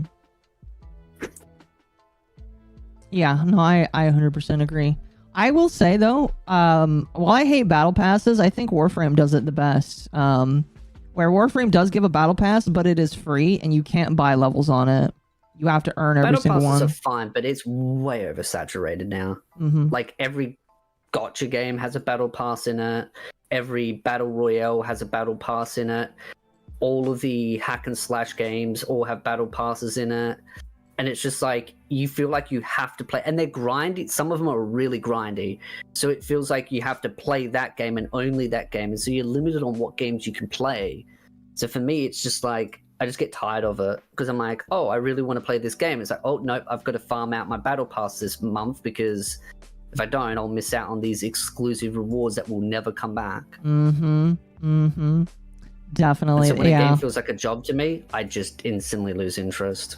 That's why I stopped playing a lot of the, like, I used to play a lot of Destiny for a while, but I stopped playing Destiny because it's just like, I don't want to have to like play the battle pass in order to enjoy the game, because part of the enjoyment for the game, which was really sad, I noticed, is like, oh, you got to get to rank 100 so that you can get all of the cosmetics, because otherwise, you know, the game just sucks. And you're gonna have that FOMO. And thankfully, some of my friends that are also playing Destiny, shout out to Temp in the chat, are recognizing that as well, so they don't have to kill themselves playing a game that's not very fun for them. Deep Rock has a decent attempt at battle passes. They do. Have you played Deep Rock Galactic at all? I haven't, no. Well, Deep Rock is fun just because you get to play as a dwarf, but their battle passes, again, you can't pay for it. You have to earn all of it, and it's very fun. It actually feels a little bit less grindy is not the right word, but it doesn't feel like bad. Yeah. Deep Rock has the little best battle pass, all free, and you can go back and work on old ones. Yeah, that is true. You can go back and work on the ones that they previously had out. That is like the best in my personal opinion.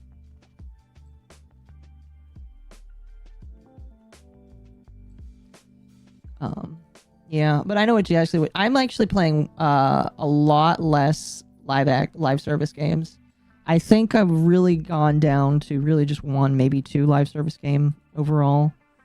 I just get so bored with them after a while because it's so repetitive that I can't deal with it anymore. It's funny because I've been playing Weather and Waves because everyone's been going on about this new Mummy Milker that's been added, and I raged last night because I used all my currency that I earned in the game, and I didn't get her. Screw you, game. But then I realized as I was playing it, I was like, this is just Genshin Impact with more content. I have played Wuthering Waves. I also played that other one that everybody said was like a Genshin clone that like came out a couple years after it. I can't remember its name. Star something? You might be right. I have no idea. But it was like cyberpunk instead of like fantasy. And it was decently fun, but again, like they're all the same to me, and so I just got really bored with it. But Rock and Stone in the chat. thing that yes. makes me rage about them, and I realized this last night when I was trying to grind out for the Mummy Milker, because of course I like my meals. I was like, this feels like a job. Like I'm like, oh, I've got to grind this out, then that out, and then I looked at the cash shop, and I'm like, the entire game is built around the cash shop. Yes. Like, there's not a single feature that has not been meticulously designed to incentivize you to spend money. And that is the kind of games I hate. But anytime I criticize it on social media, I get so much hate for it. People just lose their absolute shit at me over it. And I'm like, can we not admit that the game is deliberately designed in every fiber to milk you for money? It's like, nope. Nope, they just don't want to admit it. Yeah, they don't, and it's just like Tower Fantasy. Yes, it was Tower Fantasy. I forgot. Yeah, that's right. That is correct. Yep. Yeah, that's it. It was a decent game, but it's just like all the other gacha games. I have a feeling. Yeah, I've heard nothing about that since it really came out. It was big buzz, and then it just kind of fizzled out. That's kind of what happens with all of them. Star Rail is turn cringe. Yeah, I don't like Star Rail because of the turn-based system. I've actually wanted to make a video on gotcha games because I actually have a theory about the games, but it's not so much I want to talk about the games. I want to talk about the content creator space because I have this theory that some of the content creators are raging, not because there are more. Well, I was going to name a name that started with a T that I'm having a beef with, but one of the reasons why I think a lot of content creators are getting upset at the gotcha community is because there are too many gotcha games, so it's spreading the community out too much. Because you've got like ZZZ, Weathering Waves, Genshin. I don't even remember all the other ones. There's another one coming out for Arknight, and so it spreads the community out more. Yep. And so all the content creators that came in during Genshin got very big from Genshin because Genshin was seen as the main gotcha game. Now, I know about all the other gotcha games like, Fire Emblem, I played that a lot, and then Fates and all that. But the main one that's brought the mainstream audience in, like really big because of PC, is Genshin. And now you've got all these other types of PC port ones. And because of that, it's spreading the community out. So content creators are either dying or slowly shrinking their size, and you're seeing these smaller content creators that are getting to this what I would call soft cap in size. And I think there are certain big content creators that are very mad that they don't have the monopoly that they used to have. Yeah, I'm just gonna be honest with you. I am not the biggest fan, again, because I'm not the biggest fan of the gacha games. I've never watched any of them. The closest I ever got was there was a situation where there was a VTuber that did gacha, and she decided to jump into telling news, and then she almost defamed Taiga, and we had to call her out on the podcast for it because she did a horrible job at reporting the Taiga situation, and then she quit telling the news basically because she was so bad at it, and it's just like. I'm having the opposite effect there. I'm actually having a lot of people complain to me that I want to quit doing anime news, and everyone's like, no, you need to keep doing anime news because you're like the best at it. And I'm like, ugh, it's so taxing. That is funny. That is really funny. Oh, goodness. I just want to go and rage bait people. Yeah. I mean, do what makes you happy. As long as you don't mind the views going down. That's the thing is, I think some creators are like, oh, I want to do whatever I want. Up. I mean, if the views are going up, 100% continue doing it then. Perfect. That should incentivize you to go even harder. Because it's funny, because a lot of Tectone's haters were saying, oh, you're just doing this to get views, and then they're like, ha ha ha, dead channel. And I'm like, 1 minute it's dead, next minute I'm doing it for views. I'm like, what am I? Am I dead or am I thriving? Yeah. So, it was just one of those. I didn't even think that video was that spicy to start with. It was just a simple criticism. Yeah. So it is kind of funny, but I don't try to make drama videos. I just am critical of some aspects of the community because I do think there's a lot of content creators that won't speak truthfully. There's like little things that they're trying to hide. Yeah. And I think some of it's due to pride and ego. It's like the similar situation with Carl. They try to present themselves in a certain way to their audience because they don't want to be seen any lesser. They want that whole hero complex. I just don't care. I'm just a random dumbass on the internet that has really stupid takes about big tits.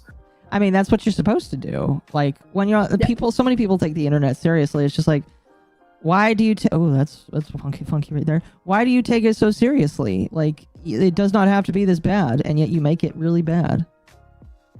When I thought it was out, they pull me back in. Yeah. Yeah. Anyway, I have some super chats I need to read here. I'm gonna read the next couple of those. It's probably I feel like they might take up the next 10 minutes anyway. So I think what we'll do here is you may stay to the end of those super chats if you would like, or if you need to dip out at this point, I'll let you have that natural exit force. I'll leave it up to you. I'm all good. I can stick around for a bit. Perfect. All right, here. then let me shift it into the shill mode here, chat, because as you know, I'm a dirty whore that likes to take your money when you are so gracious to give it to me. Let's see here. I will right there. I read that one. This one. Mercenary for 5. You can't ban children off the internet because it'll be done in the worst way possible. They end up panting. I'm assuming that means banning adults. The Nintendo approach works. Yeah, I think the problem is that you cannot have a system where, like, it just works without harming adults in the inner. Like, I just don't feel like it's something that I want, but I also know that it just probably won't work. And because I know it probably won't work, just got to deal with. We just got to deal, you know. So. It's whatever. It's a very complicated issue because if you were just to ban kids off of social media in general, then you have to have some way of filtering them out, which means real ID, and I don't trust social media platforms with my personal information, or at least all of them. Yeah. And it's not like I want to give Facebook my personal information just so I can talk to like 5 people on it. Mm-hmm. So it's one of those where I think if that ever happened, people would use far less social media platforms. But at the same time, I do feel like if you're making content, then it's like, okay, what do you classify as content? Because as soon as you start making money from it, you've got to lodge your real details anyway for tax reasons and legal reasons. So it's one of those where it's like, if we at least limited the content creation, not the consumption, I think we at least solved some of the issues with kids' mental health and bad behaviors. But dealing with the consumption, that's not an easy thing to sort out, because I do think consumption is an issue for some kids on the internet, but it's also one of those where it's like, how do you monitor that, and does it get seen as the government just trying to scare kids away from the internet because they want to hide something? Yep. And it's like, you can't effectively do it. It's really kind of difficult to do. So. And then if we can't do anything about it, how do we deal with the repercussions of kids having access to basically a drug on tap? Because a dopamine is definitely affecting these kids mentally. Yep. I agree.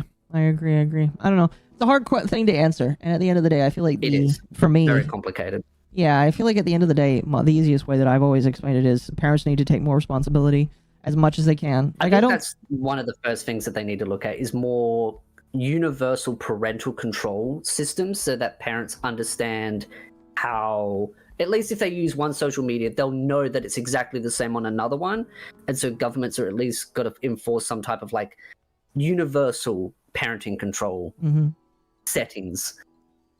Yeah, it's a complicated issue, and I just don't know if we're ready to tackle it. I don't know. Let me continue on here. Mercenary for 2. Force parents to monitor their internet use. I think that there's like a fine balance to doing that, just that too. Like, there's only so much that you can do in that alone, because that's why I think there needs to be a universal set of like UI, because some parents will get very confused from one set of UI to another set, like, oh, I use Facebook, but then they go to Twitter, it's completely different settings. I think that's why there needs to be some form of it, but it's extremely messy, because some will scream free speech and all that kind of stuff, and it's a topic I think that requires a lot more thinking, because politicians don't even know how social media works 99% of the time. A lot of parents aren't educated on social media either. They just know how to send pictures to grandma and grandpa, and that's about as far as it goes. So when it comes to things like, oh, YouTube or TikTok or Instagram, I bet you most parents probably don't use a lot of more fancier social media apps. Yeah. I don't know. There's a lot of little things that it would fix it, but like people aren't willing to do the little things, so. Yeah. Let's see. Mercenary again for 2. Beer bug showed parents what they learned at school. I'm unfamiliar with that. My apologies. Mercenary for 2 again says, give parents tools and make them super easy to use. Unfortunately, it's just not going to fix it for a lot of people, because some people are even too stupid then, unfortunately. I don't know. Let's see here. Mercenary again for 5. I hate Matt Walsh for calling anime fans PDF files. Him and others like him I will always call potential PDF files because of they who say it get outed. I don't know if Matt Walsh himself would be considered a predator, but he definitely does, like, get so up on a high horse that it, like, ruins all credibility for him, and it makes people think that he's just a major asshole. So, you know, I don't know. I would not go as far as to say that Matt Walsh is a predator. Maybe potential other things, but I'm not going to say those on camera. Allegedly, potentially other things. Mercenary for 5. Again, Deep Rock is the best. We'll get back when my PC is in action if I can salvage. Hunt Showdown was fun, but has become more like Density. I'm assuming you mean say Destiny now. You'll never guess what I stumbled on to in the last hour. I probably won't. Ryan, go ahead and let me know. And then Mercenary for 2 again at the end of the night. Stone and Rock. Wait, got it wrong.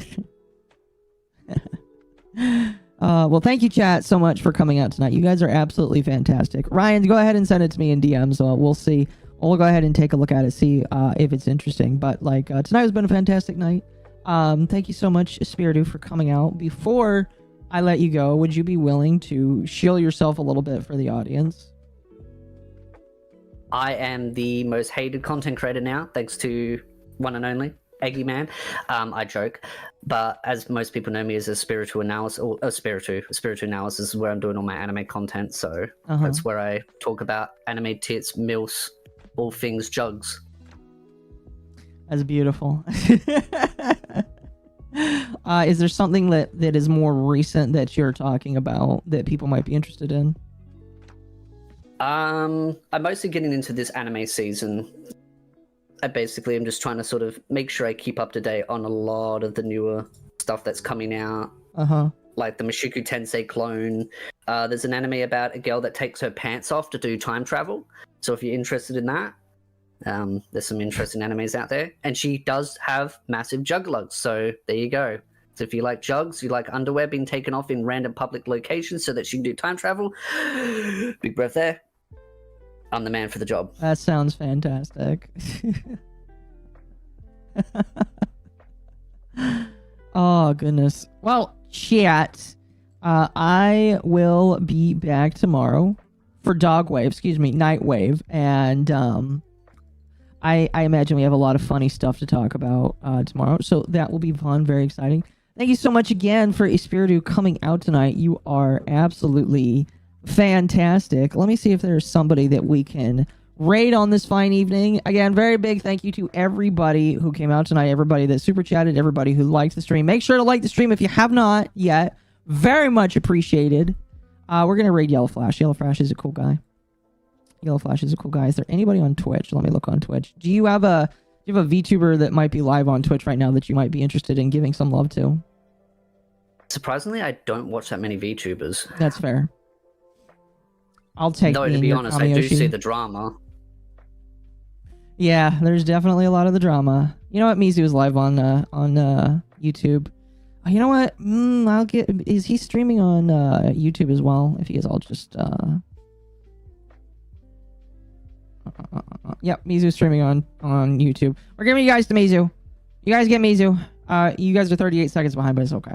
That's okay. But anyway, Chad, thank you so much for being here. I deeply appreciate it. Like I said, come back tomorrow. Very much gonna be exciting. Until then, you guys have a fantastic one. And I will see you when I see you. Do that and